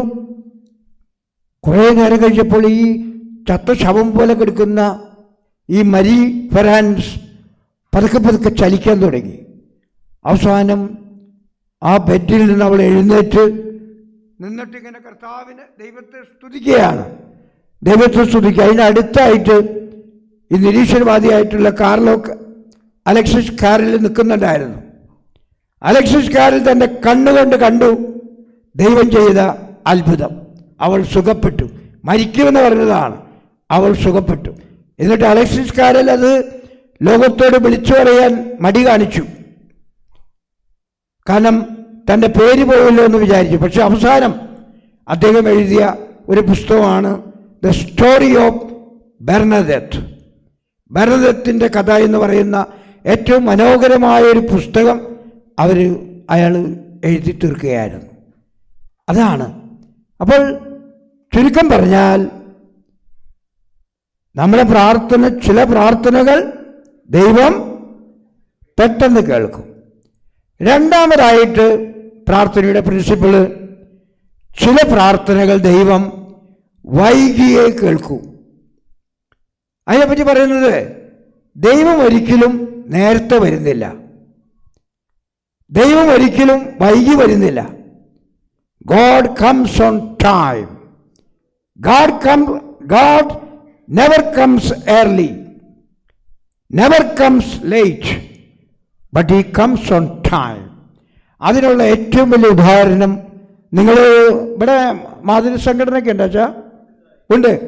മാതൃ സംഘടനയിലൊക്കെ നിങ്ങൾ കേട്ടിട്ടുണ്ടാവും ചിലപ്പോൾ മോനിക്കായുടെ കഥ, അല്ലേ?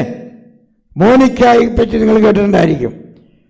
മോനിക്ക ഒരു ദിവസം വൈകുന്നേരമായപ്പോൾ അങ്ങനെ ഇരിക്കുമ്പോൾ അഗസ്റ്റിൻ, അതായത് മോനിക്കയുടെ മകൻ അഗസ്റ്റിൻ വീട്ടിലേക്ക് വരികയാണ്. വീട്ടിലേക്ക് വന്നിട്ട് മോനിക്കയോട് പറഞ്ഞു, അമ്മേ, ഞാൻ റോമിലേക്ക് പോവുകയാണ്. ശരിക്കും അവൻ ഞെട്ടിപ്പോയി. കാരണം എന്താ അറിയാമോ? ഇപ്പോഴേ അവൻ ചീത്തയാണ്, ഇനി അവൻ റോമിൽ പോയി കഴിഞ്ഞാൽ കൂടുതൽ ചീത്തയാകും എന്നുള്ള ചിന്തയായിരുന്നു അമ്മയ്ക്ക്. അമ്മ പറഞ്ഞു, മോനിക്ക പറഞ്ഞു, മോനെ, നീ റോമിലൊന്നും പോകണ്ട, നീ ഇവിടെ തന്നെ. അവൻ ചീത്തയാണ്. അവനൊരു പെൺകുട്ടിയുമായിട്ട് സ്നേഹിച്ച് ആ പെൺകുട്ടിയിൽ നിന്നൊരു മകനുണ്ടായി. പിന്നെ ഒരു താന്തോന്നിയായിട്ട് ജീവിക്കുന്ന കാലമാണ്. അങ്ങനെ ജീവിക്കുന്ന മകനാണ് പറയുന്നത് റോമിലേക്ക് പോവുകയാണ്. അമ്മ എന്ത് ചെയ്തു? രാത്രി മുഴുവനും റൂമിലിരുന്ന് തൻ്റെ മകന് വേണ്ടി പ്രാർത്ഥിക്കുകയാണ്. അവനെ റോമിലേക്ക് അയക്കല്ലേ, അവനെ റോമിലേക്ക് അയക്കല്ലേ. അതായിരുന്നു അമ്മയുടെ പ്രാർത്ഥന. നേരം വെളുത്ത് റൂമിൽ പോയി അമ്മ പോയി നോക്കുകയാണ്. അവിടെ അഗസ്റ്റിനുണ്ടായിരുന്നില്ല, മോനുണ്ടായിരുന്നില്ല. മോൻ കപ്പൽ കയറി, കാർത്തേജിൽ നിന്നും കപ്പൽ കയറി റോമിലേക്ക് പുറപ്പെട്ടു കഴിഞ്ഞിരുന്നു. നിങ്ങൾ ചോദിച്ചു നോക്കൂ, ആ അമ്മയുടെ പ്രാർത്ഥന ദൈവം കേട്ടോ? ഇല്ല. Apparently no. പക്ഷേ നോക്കണം, അഗസ്റ്റിന് ദൈവം റോമിൽ കൊണ്ടുപോയി, റോമിൽ നിന്ന് മിലാനിൽ കൊണ്ടുപോയി. മിലാനിലെ ബിഷപ്പായിരുന്ന ആംബ്രോസുമായിട്ട് ബന്ധപ്പെട്ടു. ആംബ്രോസ് ചോദിച്ചു, ലോകം മുഴുവനും നേടിയാലും നിന്റെ ആത്മാവദേശം നിനക്കെന്താ പ്രയോജനം? ഇങ്ങനെ പല ബൈബിൾ വാക്യങ്ങളൊക്കെ അവനോട് ചോദിച്ചു.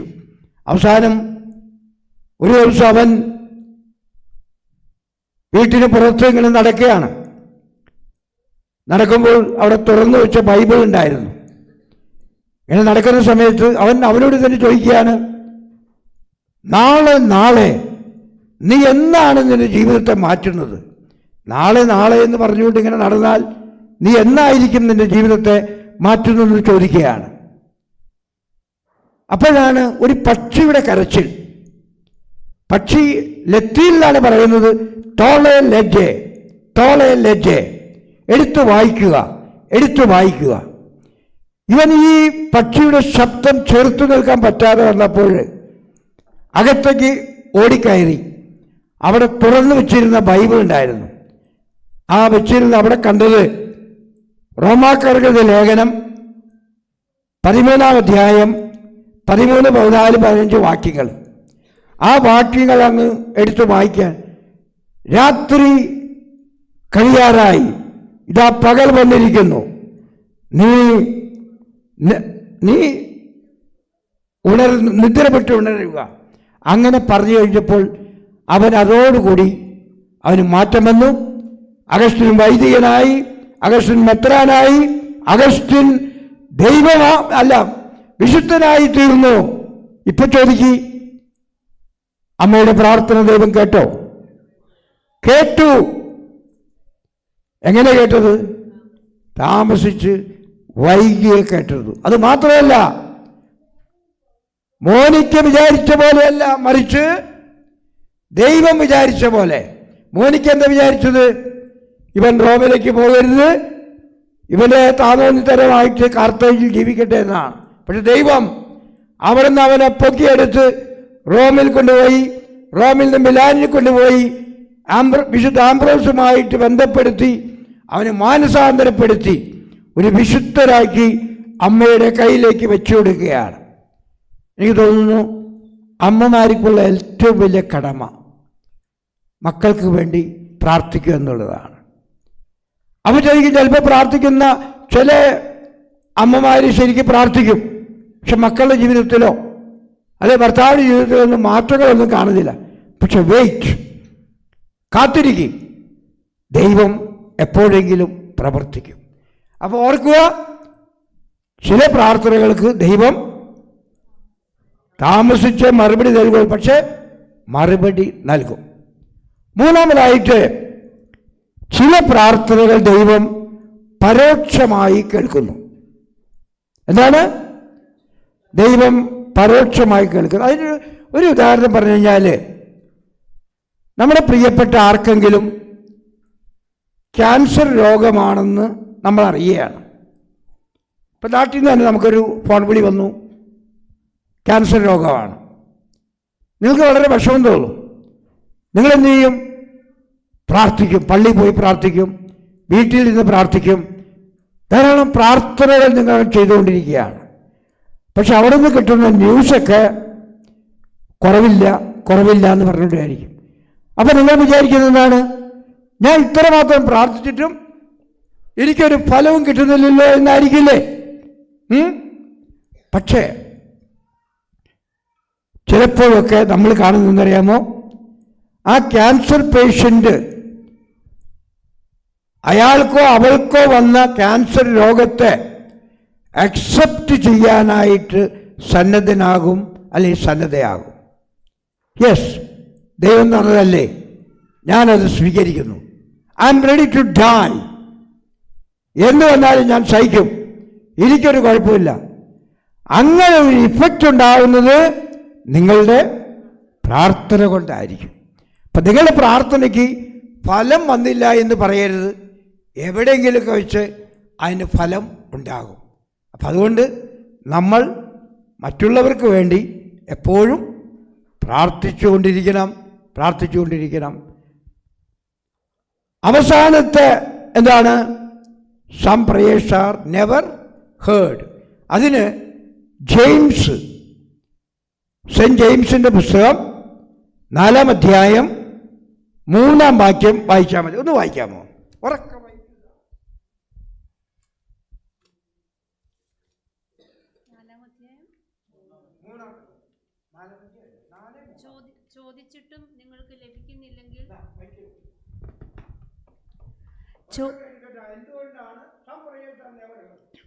ചോദിച്ചിട്ടും നിങ്ങൾക്ക് ലഭിക്കുന്നില്ലെങ്കിൽ അത് നിങ്ങളുടെ ദുരാശകളെ തൃപ്തിപ്പെടുത്താൻ നിങ്ങൾ തിന്മയായിട്ടുള്ളവ ചോദിക്കുന്നത് കൊണ്ടാണ്. അതായത് നിങ്ങൾക്ക് നന്മ വരാത്ത, നിങ്ങൾക്ക് തിന്മ വരുന്ന കാര്യങ്ങളാണ് നിങ്ങൾ ചോദിക്കുന്നതെങ്കിൽ ദൈവം അത് നിങ്ങൾക്ക് നൽകില്ല. നിങ്ങളുടെ രക്ഷയ്ക്ക് ഉപകരിക്കാത്ത ഒരു കാര്യവും നിങ്ങൾ ചോദിച്ചു കഴിഞ്ഞാൽ ദൈവം തരാൻ പോകുന്നില്ല. അപ്പം അത് കിട്ടാത്തതിൽ നമ്മളിരുന്ന് വിഷമിച്ചിട്ട് കാര്യമില്ല. പ്രിയപ്പെട്ടവരെ, ഈ പ്രാർത്ഥന എന്നൊക്കെ പറയുമ്പോൾ അപ്പോൾ ഈ 4 കാര്യങ്ങൾ നിങ്ങൾ ഓർക്കണം. എന്താണ്? ചില കാര്യങ്ങൾക്ക് ദൈവം കറക്റ്റ്. 2, വൈകി മാത്രമേ ഉത്തരം നൽകുള്ളൂ. 3, പരോക്ഷമായി ഉത്തരം നൽകുന്നു. 4, അതെ. അപ്പം ഇനിയിപ്പോൾ നിങ്ങൾ പ്രാർത്ഥിച്ചു കഴിഞ്ഞാൽ നിങ്ങൾ പിറുപിറുക്കുമോ? ഇത് അപ്ലൈ ചെയ്ത് നോക്കണം. ചില പ്രാർത്ഥനകൾ വൈകിയേ കേൾക്കുള്ളൂ, ഓക്കെ, അപ്പം ഞാൻ കാത്തിരിക്കും. ചില പ്രാർത്ഥനകൾ ദൈവം പരോക്ഷമായിട്ട് കേൾക്കൂ, ഓക്കെ, ഞാൻ കാത്തിരിക്കാം. ചില പ്രാർത്ഥനകൾ ദൈവം ഒരിക്കലും കേൾക്കുന്നില്ല. അപ്പോൾ ഈ 4 പ്രിൻസിപ്പിൾ നിങ്ങൾ ജീവിതത്തിൽ നിങ്ങളുടെ ഇതുണ്ട്. ഞാനിത് പറയുന്നത് എന്തിനറിയാമോ? പലർക്കും പല കംപ്ലൈൻ്റാണ്. എന്തിനാ പ്രാർത്ഥിച്ചിട്ട് എന്താ കിട്ടണത്? ഞാൻ പ്രാർത്ഥിച്ചിട്ട് ഒന്നും കിട്ടുന്നില്ല, അങ്ങനെയാണ് ഇങ്ങനെയാണെന്നൊക്കെ പറയും. പക്ഷെ നമ്മൾ അവസാനമായിട്ട് സമയമായിക്കൊണ്ടിരിക്കണം. അതുകൊണ്ട് നമ്മൾ പഠിക്കേണ്ടത് എന്നറിയാമോ? സറണ്ടർ ചെയ്യാൻ പഠിക്കണം. സറണ്ടർ, നമ്മളെ തന്നെ പരിപൂർണമായി ദൈവത്തിന് സമർപ്പിക്കാനായിട്ട് പഠിക്കണം. അവിടെയാണ് അത്ഭുതങ്ങൾ ഉണ്ടാവുന്നത്. നിങ്ങൾക്കറിയാമെന്നറിയില്ല, ഈ അമേരിക്കയിൽ ഒരു ഫേമസ് റൈറ്ററുണ്ട്. അദ്ദേഹത്തിൻ്റെ പേര് ജോൺ പവൽ. ജോൺ പവൽ എന്ന് പറയുന്ന ഒരു വലിയ എഴുത്തുകാരൻ. ധാരാളം പുസ്തകങ്ങളൊക്കെ അദ്ദേഹം എഴുതിയിട്ടുണ്ട്. അദ്ദേഹത്തിൻ്റെ പുസ്തകത്തിൽ ഒരു ജീൻ എന്ന പെൺകുട്ടിയെക്കുറിച്ച് പറയുന്നുണ്ട്. ജീൻ അനാഥയായിരുന്നു. അവൾക്ക് പഠിക്കാനുള്ള കഴിവൊന്നും ഉണ്ടായിരുന്നില്ല, സാമ്പത്തികമായിട്ട് കഴിവൊന്നും ഉണ്ടായിരുന്നില്ല. ഒരു അനാഥയാലയത്തിൽ വളർന്നു. പക്ഷേ അവൾ പഠിക്കാൻ പിടിക്കുകയായിരുന്നുകൊണ്ട് അവൾ നന്നായിട്ട് പഠിപ്പിച്ചു. പഠനങ്ങളൊക്കെ കഴിഞ്ഞ് അവൾക്ക് നല്ല ജോലി കിട്ടി. ജോലി കിട്ടിക്കഴിഞ്ഞ് അവളുടെ ജീവിതത്തിലേക്ക് ഒരു ചെറുപ്പക്കാരൻ കടന്നു വന്നു. അവനെ കല്യാണം കഴിച്ചു. ആ വിവാഹ ജീവിതത്തിൽ 4 മക്കളുണ്ടായി. അവളങ്ങനെ സുഖമായിട്ട് കഴിഞ്ഞുകൊണ്ട് പോകുന്നു. അങ്ങനെ ഇരിക്കും. ഒരു ദിവസം അവൾക്ക് കുറച്ച് ദിവസമായിട്ട് കലശലായ പനിയായിരുന്നു.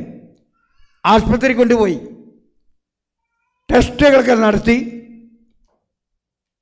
അവിടെ കിടക്കുന്ന ആ രോഗിയോട് ഡോക്ടർ പറയുകയാണ്, Jean, your liver is not functioning. Jean, your liver is not functioning. പെട്ടെന്ന് അവൾ ബെഡിൽ നിന്ന് ചാടി എഴുന്നേൽക്കുകയാണ്.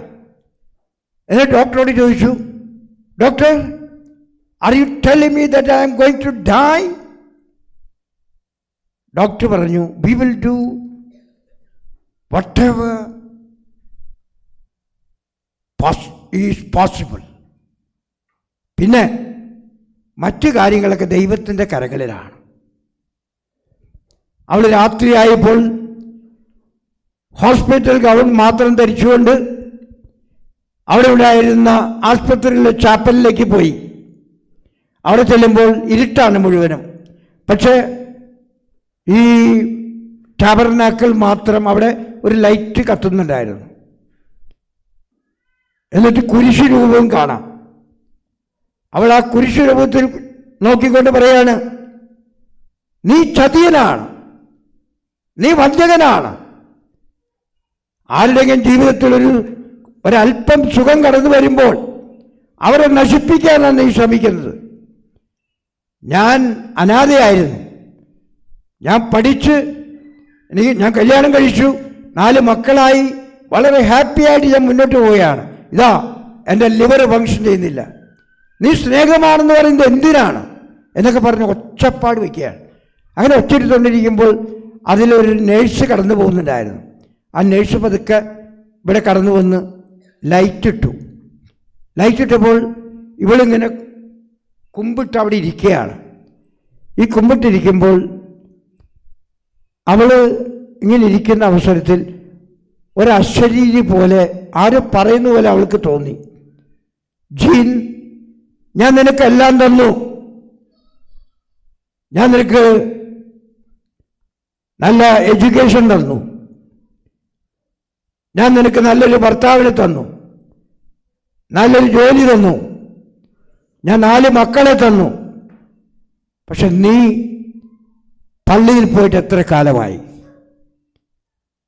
നീ കുമ്പസാരിച്ചിട്ട് എത്ര കാലമായി? നീ എന്നിൽ നിന്നും എങ്ങനെയാണ് ഇത്രമാത്രം അകന്നു പോയത്? നിനക്ക് ഞാൻ എല്ലാം തന്നില്ലേ? എന്നിട്ടും നിനക്ക് എന്നിലേക്ക് തിരിച്ചു വരാൻ പറ്റുന്നില്ലേ എന്ന് ചോദിക്കുകയാണ്. എന്നിട്ട് അവൾ പറയാണ്, ആ നിമിഷം എൻ്റെ ജീവിതമാകുന്ന ബ്ലാങ്ക് ചെക്ക് ഒപ്പിട്ട് ദൈവത്തിൻ്റെ കരങ്ങളിൽ ഏൽപ്പിച്ചു. നീ എന്തു വേണേലും ചെയ്തോ, ഐ ആം റെഡി. നീ എന്ത് വേണേലും ചെയ്തോ, ഐ ആം റെഡി എന്ന് പറഞ്ഞു. അപ്പോൾ എന്നിട്ട് അവളിങ്ങനെ നോക്കുമ്പോൾ അൾത്താരയിൽ ഈ തുണിയിട്ടിട്ടുണ്ടല്ലോ, ആ തുണിയിൽ എഴുതി വെച്ചിരിക്കുകയാണ്, have mercy on me A Sinner.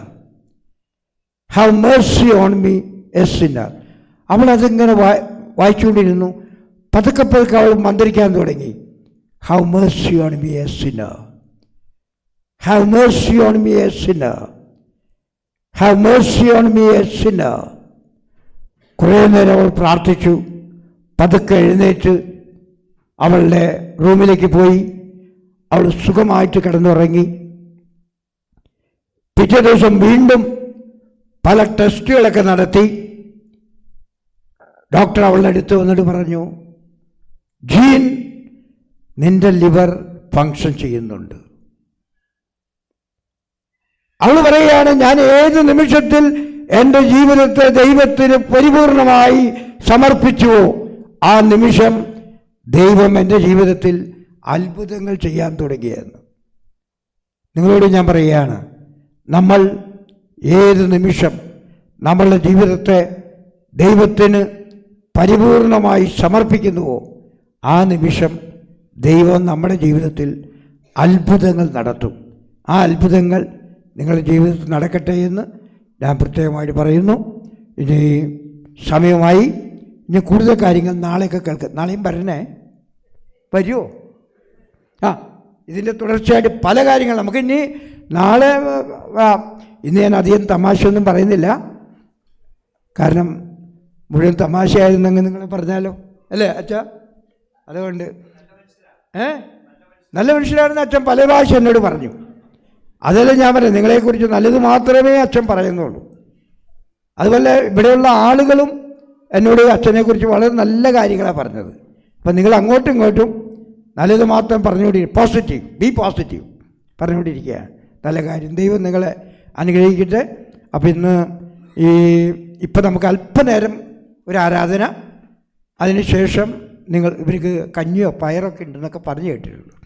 ഞങ്ങൾ വൈകുന്നേരങ്ങളിലൊക്കെ കഞ്ഞിയും പയറൊക്കെ നാട്ടി കഴിക്കാറുണ്ട്. ഇവിടെ അതാളുകൾ, ഞാൻ അമേരിക്കയിൽ വന്നിട്ടും ഈ കഞ്ഞിയും പയറും ആണല്ലോ എന്ന് എന്തോ ഞങ്ങൾ നോമ്പ് അല്ല, ഞാൻ പറയണേ, അമേരിക്കയിൽ വന്നിട്ട് ഈ കഞ്ഞിയും പയറും ആണല്ലോ എന്ന് ഞാൻ ഓർക്കുകയായിരുന്നു. ഞാൻ നാട്ടിൽ വന്ന് നിങ്ങളെക്കുറിച്ച് നല്ലത് പറഞ്ഞേക്കാം. അവർ കഞ്ഞിയും പയറാണ് അടിക്കുന്നത്, അത്രമാത്രം എന്തൂസിയാസ്റ്റിക്കാണ് എന്നെല്ലാം പറഞ്ഞു. അപ്പോൾ ഒന്ന് പാടി നോക്കിയാൽ.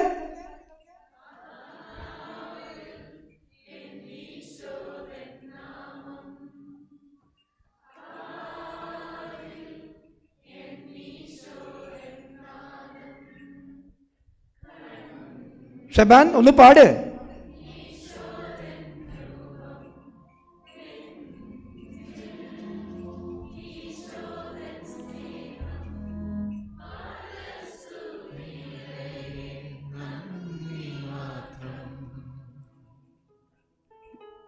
ഒന്നും കൂടെ പാടിക്കോ.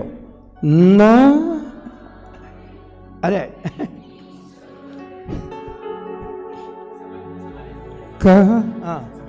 ശബം പാടിക്കോ. അറിയില്ല. നാവിൽ എന്നീശോദൻ നാമം, കാതിൽ എന്നീശോദൻ നാദം, കണ്ണിൽ ഈശോദൻ രൂപം, നെഞ്ചിൽ ഈശോദൻ സ്നേഹം, മനസ്സു നിറയെ നന്ദി മാത്രം. നിങ്ങളുടെ ഒരു കാര്യം ഞാൻ പറയാം, എപ്പോഴും നല്ല പാട്ടുകൾ, ഇതുപോലത്തെ നല്ല പാട്ടുകളൊക്കെ പഠിക്കണം. എന്നിട്ട് വീട്ടിലൊക്കെ ഇങ്ങനെ നടക്കുമ്പോൾ ഇതൊക്കെ പാടിക്കൊണ്ട് നടക്കുക. മക്കളൊക്കെ പാടി പഠിപ്പിക്കുക. അപ്പോൾ അതുപോലെ ഭർത്താവ് ഉറങ്ങി കിടക്കുകയാണെങ്കിൽ അവിടെ ചെന്ന് ഒന്ന് പാടി നോക്കുക. ഭാര്യ ഉറങ്ങുകയാണെങ്കിൽ ഭാര്യയുടെ അടുത്ത് ഒന്ന് പാടി നോക്കുക. അപ്പോൾ അങ്ങനെയൊക്കെ കുടുംബത്തിൽ സന്തോഷം ഉണ്ടാക്കാനുള്ളൊരു മാർഗമായിരിക്കും പാട്ട് പഠിക്കുക എന്നുള്ളത്. അച്ഛൻ വരെ പാട്ട് പഠിപ്പിക്കാറുണ്ട്. അച്ഛൻ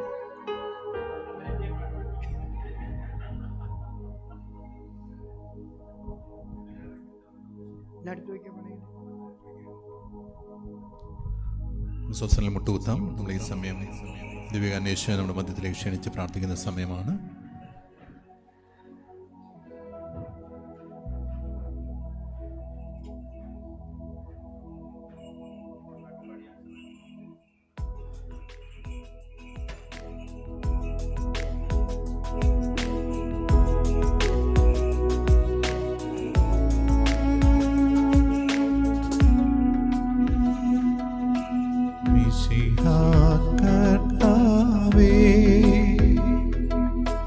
മാനവരക്ഷകനേ,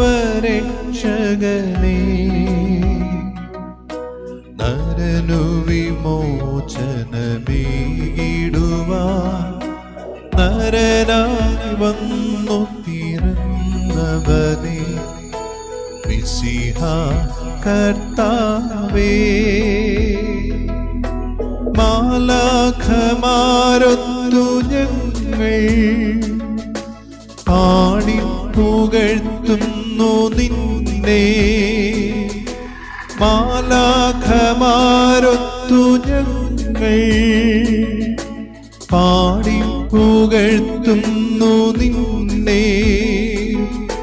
പരിശുദ്ധൻ പരിശുദ്ധൻ കർത്താവേ നീ പരിശുദ്ധൻ, പരിശുദ്ധൻ പരിശുദ്ധൻ കർത്താവേ നീ പരിശുദ്ധൻ.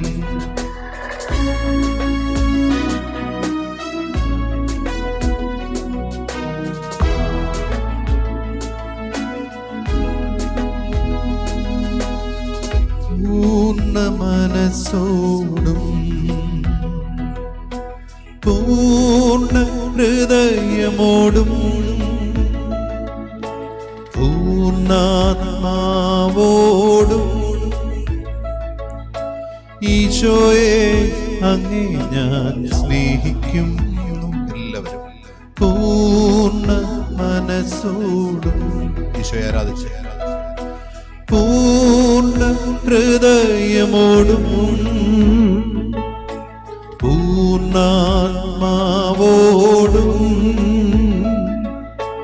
ഈശോയെ അങ്ങേ ഞാൻ സ്നേഹിക്കുന്നു. പരിശുദ്ധ പരമമാ ദിവ്യകാരുണ്യമേ, ഇന്നുമെന്നും അങ്ങേയ്ക്കാരാധന. പരിശുദ്ധ പരമമാ ദിവ്യകാരുണ്യമേ, ഇന്നുമെന്നും അങ്ങേയ്ക്കാരാധന. ഇന്നുമെന്നും അങ്ങേയ്ക്കാരാധന.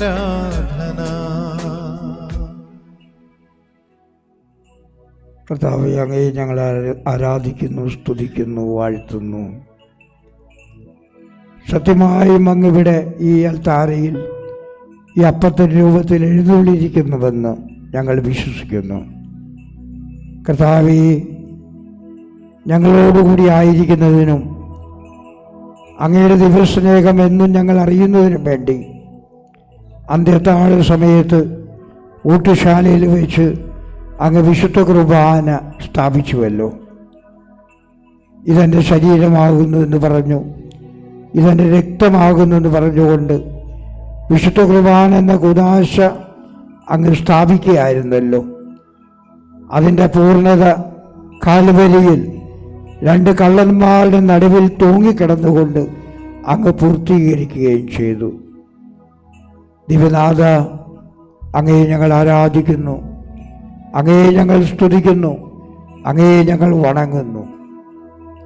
ഇവിടെ ഈ ദേവാലയത്തിൽ നിറഞ്ഞുകൂടിയിരിക്കുന്ന അങ്ങയുടെ ഈ ഭക്തരായ മനുഷ്യരെ പ്രത്യേകമായി തൃക്കൺ പാർക്കണമേ. ഇവരുടെ കൂടെ ഉണ്ടായിരിക്കണമേ. ഇവരുടെ ജീവിതയാത്രയിൽ താങ്ങും തണലും കരുത്തുമായി അങ്ങുണ്ടായിരിക്കണമെന്ന് ഞങ്ങൾ അങ്ങയോട് പ്രാർത്ഥിക്കുന്നു. മാതാപിതാക്കളെയും മക്കളെയും പ്രത്യേകമായി അനുഗ്രഹിക്കണമേ. അവർക്ക് ശക്തി നൽകണമേ, അവർക്ക് എനർജി നൽകണമേ. അവരുടെ ജീവിതത്തിലുണ്ടാകുന്ന എല്ലാ കാര്യങ്ങളും എല്ലാം നന്മയ്ക്കായി പരിണമിക്കുന്നുവെന്ന് ചിന്തിക്കുവാനുള്ള ഭാഗ്യം അവർക്ക് നൽകണമേ. കർത്താവേ, അങ്ങൊരിക്കലും തെറ്റുപറ്റാത്തവനാണെന്ന് ഞങ്ങളെ പഠിപ്പിച്ചതിന് ഞങ്ങൾ അങ്ങേക്ക് നന്ദി പറയുന്നു.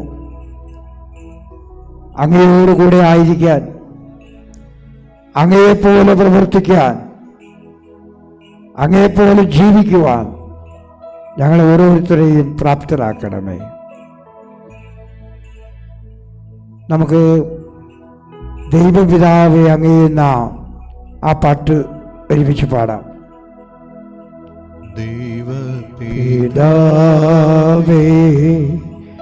അങ്ങയെ ഞാൻ ആരാധിക്കുന്നു, സ്തുതിക്കുന്നു. ജീവനുമെൻ്റെ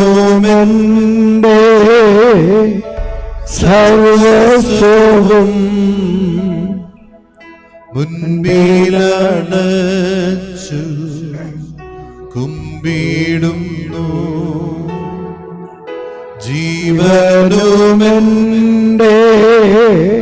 സർവസ്വവും മുൻപിലണച്ചു കുമ്പിടുന്നു. യേശുവേ നാഥ അങ്ങയെ ഞാൻ ആരാധിക്കുന്നു, സ്തുതിക്കുന്നു. ജീവനുമെൻ്റെ സർവസ്വവും മുൻപിലണച്ചു കുമ്പിടുന്നു. ജീവനുമെൻ്റെ സർവസ്വവും മുൻപിലണച്ചു കുമ്പിടുന്നു. പാവനാത്മാവേ അങ്ങയെ ഞാൻ ആരാധിക്കുന്നു, സ്തുതിക്കുന്നു. ജീവനുമെൻ്റെ സർവസ്വവും മുൻപിലണച്ചു കുമ്പിടുന്നു. ജീവനുമെൻ്റെ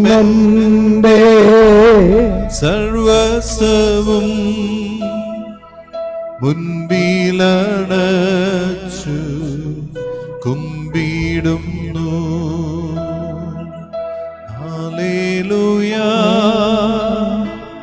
hallelujah hallelujah hallelujah hallelujah hallelujah hallelujah hallelujah.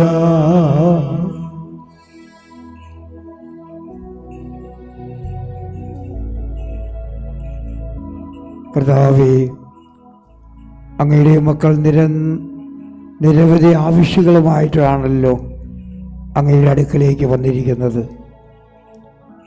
അവരുടെ ഹൃദയത്തെ അങ്ങ് കാണുന്നു, അവരുടെ ആഗ്രഹങ്ങൾ അങ്ങ് കാണുന്നു, അവരുടെ പ്രാർത്ഥനകൾ അങ്ങ് ശ്രമിക്കണമേ. പ്രിയപ്പെട്ടവരെ, നിങ്ങളെ തന്നെയും നിങ്ങളുടെ കുടുംബത്തിലുള്ള എല്ലാവരെയും പതുക്കെ സമർപ്പിച്ചുകൊണ്ട് ഒരിക്കലും തെറ്റുപറ്റാത്ത അങ്ങയുടെ കരങ്ങളിൽ സമർപ്പിക്കുന്നെന്ന് പറഞ്ഞ് അല്പനേരം നിശബ്ദമായി നിങ്ങൾ പ്രാർത്ഥിക്കുക.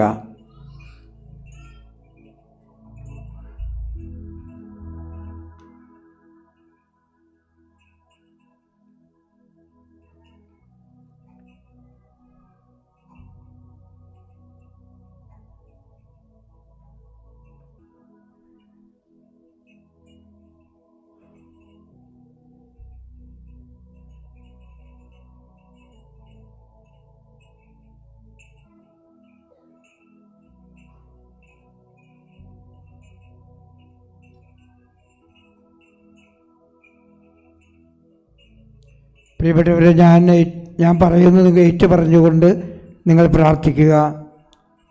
എൻ്റെ കർത്താവ്, എൻ്റെ ദൈവമേ, ഞങ്ങളങ്ങയെ ആരാധിക്കുകയും സ്തുതിക്കുകയും നന്ദി പറയുകയും ചെയ്യുന്നു. ഞങ്ങളെ പരിപാലിക്കുന്നതിനെ ഓർത്ത്, ഞങ്ങളെ പരിപാലിക്കുന്നതിനെ ഓർത്ത്, ഞങ്ങളെ മുന്നോട്ട് നടത്തുന്നതിനെ ഓർത്ത്, ഞങ്ങളെ മുന്നോട്ട് നയിക്കുന്നതിനെ ഓർത്ത് ഞങ്ങൾ അങ്ങേയ്ക്ക് പ്രത്യേകമായി നന്ദി പറയുന്നു.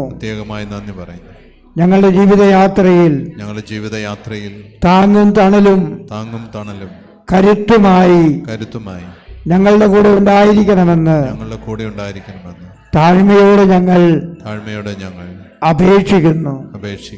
കർത്താവേ, ഞങ്ങൾ അങ്ങയോട് പ്രാർത്ഥിക്കുമ്പോൾ ഞങ്ങളുടെ ചില പ്രാർത്ഥനകൾ അങ്ങ് വേഗം കേൾക്കുമെന്ന് ഞങ്ങൾ മനസ്സിലാക്കുന്നു, ഞങ്ങൾ വിശ്വസിക്കുന്നു. അങ്ങയുടെ അടുക്കലേക്ക് കണ്ണീരൊഴുക്കിക്കൊണ്ട് നിലവിളിച്ചുകൊണ്ട് ഞങ്ങൾ വരുമ്പോൾ പെട്ടെന്ന് തന്നെ ഞങ്ങളുടെ ആവശ്യങ്ങൾ നടത്തി തന്ന് ഞങ്ങൾ അനുഗ്രഹിക്കണമേ എന്ന് ഞങ്ങൾ അങ്ങയോട് പ്രാർത്ഥിക്കുന്നു.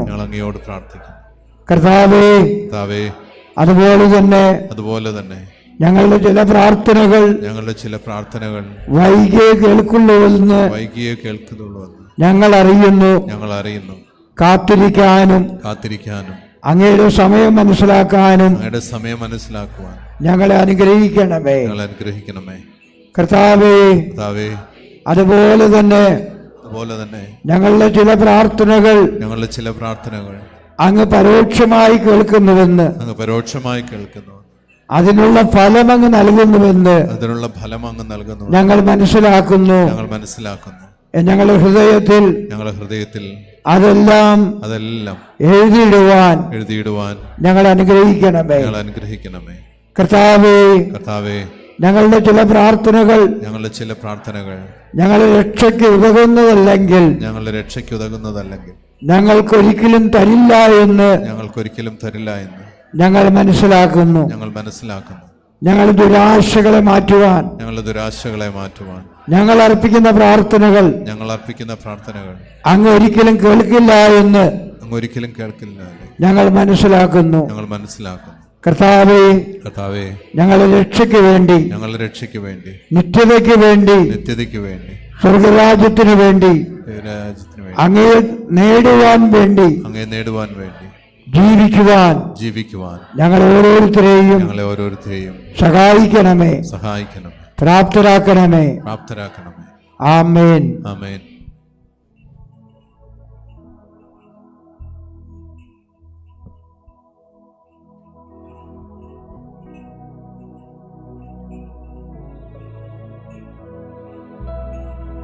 ഈ ലോകമോഹങ്ങളേക്കാൾ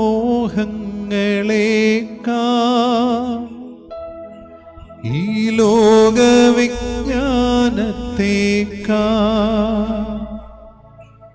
എല്ലാറ്റിനും ഉപരിയായി ഈശോയെ അങ്ങേ ഞാൻ സ്നേഹിക്കുന്നു.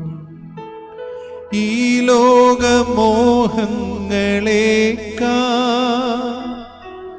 ഈ ലോകവിജ്ഞാനത്തേക്കാൾ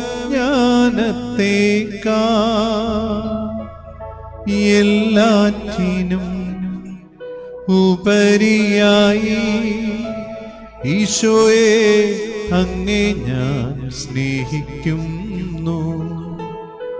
പരിശുദ്ധ പരമമാ ദിവ്യകാരുണ്യമേ, ഇന്നുമെന്നും അങ്ങേയ്ക്കാരാധന. പരിശുദ്ധ പരമമാ ദിവ്യകാരുണ്യമേ, ഇന്നുമെന്നും അങ്ങേയ്ക്കാരാധന. ഇന്നുമെന്നും അങ്ങേയ്ക്കാരാധന.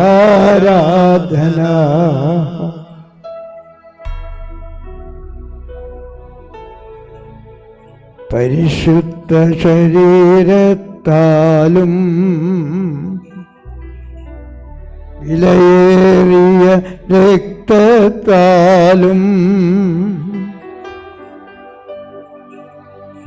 പാപത്തിൻ കരകളിൽ നിന്നും മധ്യ നീ മോചനമേകി. സകലേശാ ദിവ്യ കടാക്ഷം തൂക്കണമേ വത്സല സുതരിൽ. നിർമ്മലരായി ജീവിച്ചിടുവാൻ ചിന്തണമേ ദിവ്യവരങ്ങൾ. നമുക്ക് ശിരസ്സ് നമിച്ച് ദിവ്യകാരണനാഥന്റെ ആശീർവാദം നമുക്ക് എല്ലാവർക്കും സ്വീകരിക്കും. യേശുവേ നന്ദി. Hallelujah, hallelujah, hallelujah. യേശുവേ സ്തോത്രം, യേശുവേ നന്ദി. ഞങ്ങളങ്ങേ സ്തുതിക്കുന്നു. Hallelujah, hallelujah, hallelujah. യേശുവേ സ്തോത്രം, യേശുവേ നന്ദി. Hallelujah, hallelujah, hallelujah, hallelujah, hallelujah, hallelujah, hallelujah, hallelujah, hallelujah, hallelujah, hallelujah. യേശുവേ സ്തോത്രം, യേശുവേ നന്ദി. Hallelujah, hallelujah, hallelujah, hallelujah.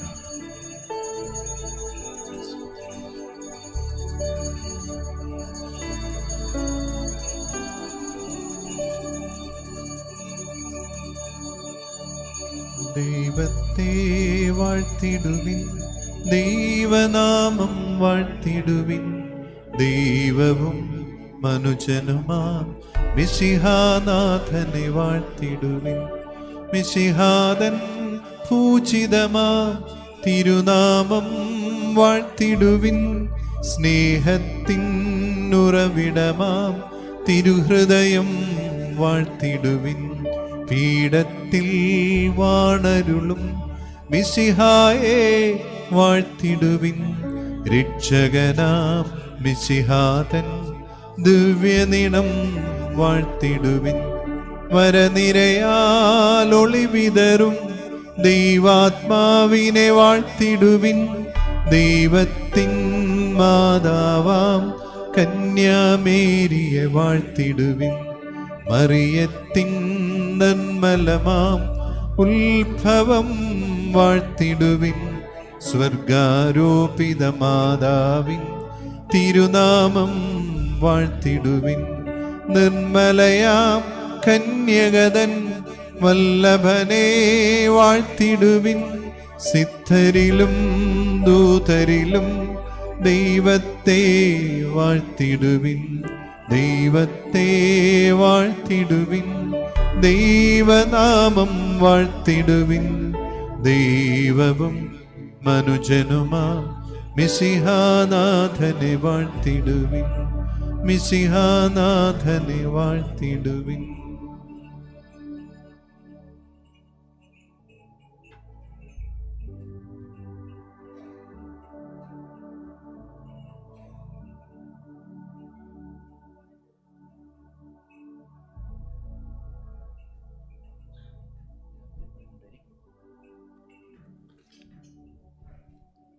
ഈശോയിലേറ്റവും സ്നേഹമുള്ളവരെ, ഇന്നത്തെ കർമ്മങ്ങൾ നമ്മളിവിടെ അവസാനിപ്പിക്കുകയാണ്, അല്ലെങ്കിൽ പൂർണ്ണമാക്കുകയാണ്. അതാണ് എനിക്ക് അല്പം കൂടി ഇഷ്ടം. ഇന്നത്തെ കാര്യങ്ങൾ ഇവിടെ പൂർണ്ണമാവുകയാണ്. നിങ്ങളെല്ലാവരും പിതാവ് സൂചിപ്പിച്ചതുപോലെ അത്താഴം കഴിച്ചിട്ടേ പോകാവുള്ളൂ. ഞാൻ ട്രഡീഷണൽ ഡിന്നർ എന്ന് എഴുതിയിരുന്നു. നമ്മുടെ ട്രഡീഷണൽ വീട്ടിലൊക്കെ it is going to help you. നന്നായിട്ട് ഉറങ്ങാനൊക്കെ ഈ കഞ്ഞി ഉപകരിക്കും. കഞ്ഞിയും പയർ ഇവിടെ തന്നെ പ്രിപ്പയർ ചെയ്തിരിക്കുന്നതാണ്. അതുപോലെ നാളത്തെ കർമ്മങ്ങൾ നമ്മൾ 8:30 ജപമാലയോടുകൂടി ആരംഭിക്കുകയാണ്. സാധിക്കുന്നവരെ ഞാൻ ഒട്ടും നിർബന്ധിക്കുന്നില്ല, എന്നാൽ എല്ലാവരും വരുന്നതാണ് ഇഷ്ടം. ജപമാലയ്ക്ക് 9 മണിക്ക് പരിശുദ്ധ കുർബാന ആരംഭിക്കുന്നു. അഭിമന്യ പിതാവാണ് കുർബാന അർപ്പിക്കുന്നത്. 8:30 പ്രാർത്ഥിച്ച് ഒരുങ്ങുന്നു. സെബാസ്റ്റ്യൻ അതിന് നമ്മളെ സഹായിക്കും. ജപമാല പ്രാർത്ഥനയാണ് ഉദ്ദേശിക്കുന്നത്. നിങ്ങൾ എല്ലാവരും വരണം എന്ന് ആത്മാർത്ഥമായിട്ട് ആഗ്രഹിക്കുന്നു. പിതാവ് സൂചിപ്പിച്ചതുപോലെ നാളെ നിങ്ങൾ കേൾക്കുമ്പോൾ മടുപ്പ് പോലും തോന്നാതെ, നിങ്ങൾക്ക് എഴുന്നേറ്റ് പോകാൻ തോന്നാത്ത രീതിയിൽ പിതാവ് വളരെ അഭിഷേകത്തോടുകൂടി വചനം നമ്മളോട് പങ്കുവയ്ക്കും എന്നെനിക്ക് ഉറപ്പുണ്ട്. നാളെ കുമ്പസാരം അത്യാവശ്യക്കാർക്ക് വേണ്ടി ക്രമീകരിച്ചിട്ടുണ്ട്. കാരണം നാളെ സർക്കവൻ്റിൽ പലയിടത്തും കുമ്പസാരം നടക്കുകയാണ്. അച്ഛന്മാരുടെ അവൈലബിലിറ്റി ഒരു പ്രശ്നമാണ്. 2 അച്ഛന്മാരെ കിട്ടി, ഞാനും ഇരിക്കും. 3 പേരുണ്ടാവും. 11 മണി മുതൽ 1 മണി വരെയാണ് ഉദ്ദേശിക്കുന്നത് കുമ്പസാരത്തിൻ്റെ സമയം. നിങ്ങൾക്ക് തീർച്ചയായിട്ടും ഈ നോമ്പുകാലത്ത് കുമ്പസാരിക്കണം. നാളെ അത്യാവശ്യക്കാർക്ക് 2 മണിക്കൂർ ഞങ്ങൾ ഇരുന്ന് കുമ്പസാരം കേൾക്കുന്നതായിരിക്കും. പിന്നീട് നമുക്ക് നോമ്പുകാലത്ത് കുമ്പസാരിക്കാനുള്ള അവസരം ഞാൻ ഇവിടെ ക്രമീകരിക്കും എന്ന കാര്യം ഓർമ്മിപ്പിക്കുന്നു. കുഞ്ഞുങ്ങൾക്ക് വേണ്ടി 1 മുതൽ 7 വരെയുള്ള ക്ലാസ്സിലെ കുഞ്ഞുങ്ങൾക്ക് വേണ്ടി നമ്മൾ സ്പെഷ്യൽ സെഷൻസ് ക്രമീകരിച്ചിട്ടുണ്ട്. അപ്പോൾ നിങ്ങൾ കുഞ്ഞുങ്ങളെ 1 മുതൽ 7 വരെ ക്ലാസ്സിലെ കുഞ്ഞുങ്ങളെ കൊണ്ടുവരുമ്പോൾ ക്ലാസ്സിൽ നമ്മുടെ ക്ലാസ് റൂമിൽ ക്രമീകരിച്ചിട്ടുണ്ട്. ദി സൺഡേ സ്കൂൾ ക്ലാസ്സസ് അവിടെ മുഴുവൻ സമയവും അവർക്കുള്ള ഫുഡുമൊക്കെ ക്രമീകരിച്ചിട്ടുണ്ട്. ബാക്കിയുള്ളവർക്ക് അതിൽ താഴെയുള്ള കുഞ്ഞുങ്ങളെ നമുക്ക് ബുദ്ധിമുട്ടായിരിക്കും. പിന്നെ നിങ്ങൾ തന്നെ ക്രമീകരിക്കുക, എവിടെയൊക്കെ ഇരിക്കാനും ഫ്രീ ആയിട്ടൊക്കെ ഇരിക്കാനുള്ള സ്ഥലമൊക്കെ ഉണ്ടല്ലോ. കുഞ്ഞുങ്ങളുടെ പേരിൽ നിങ്ങൾ വരാതിരിക്കരുത്, കൊച്ചുങ്ങൾ വരട്ടെ. ചില കരയുമ്പം നിങ്ങളൊന്ന് എഴുന്നേറ്റ് കൊണ്ട് നടക്കുകയൊക്കെ ചെയ്താൽ മതി. നാളത്തെ ഉച്ചഭക്ഷണം എല്ലാം ഉണ്ട്, നാളെ കഴിഞ്ഞും അങ്ങനെയൊക്കെ തന്നെയാണ്.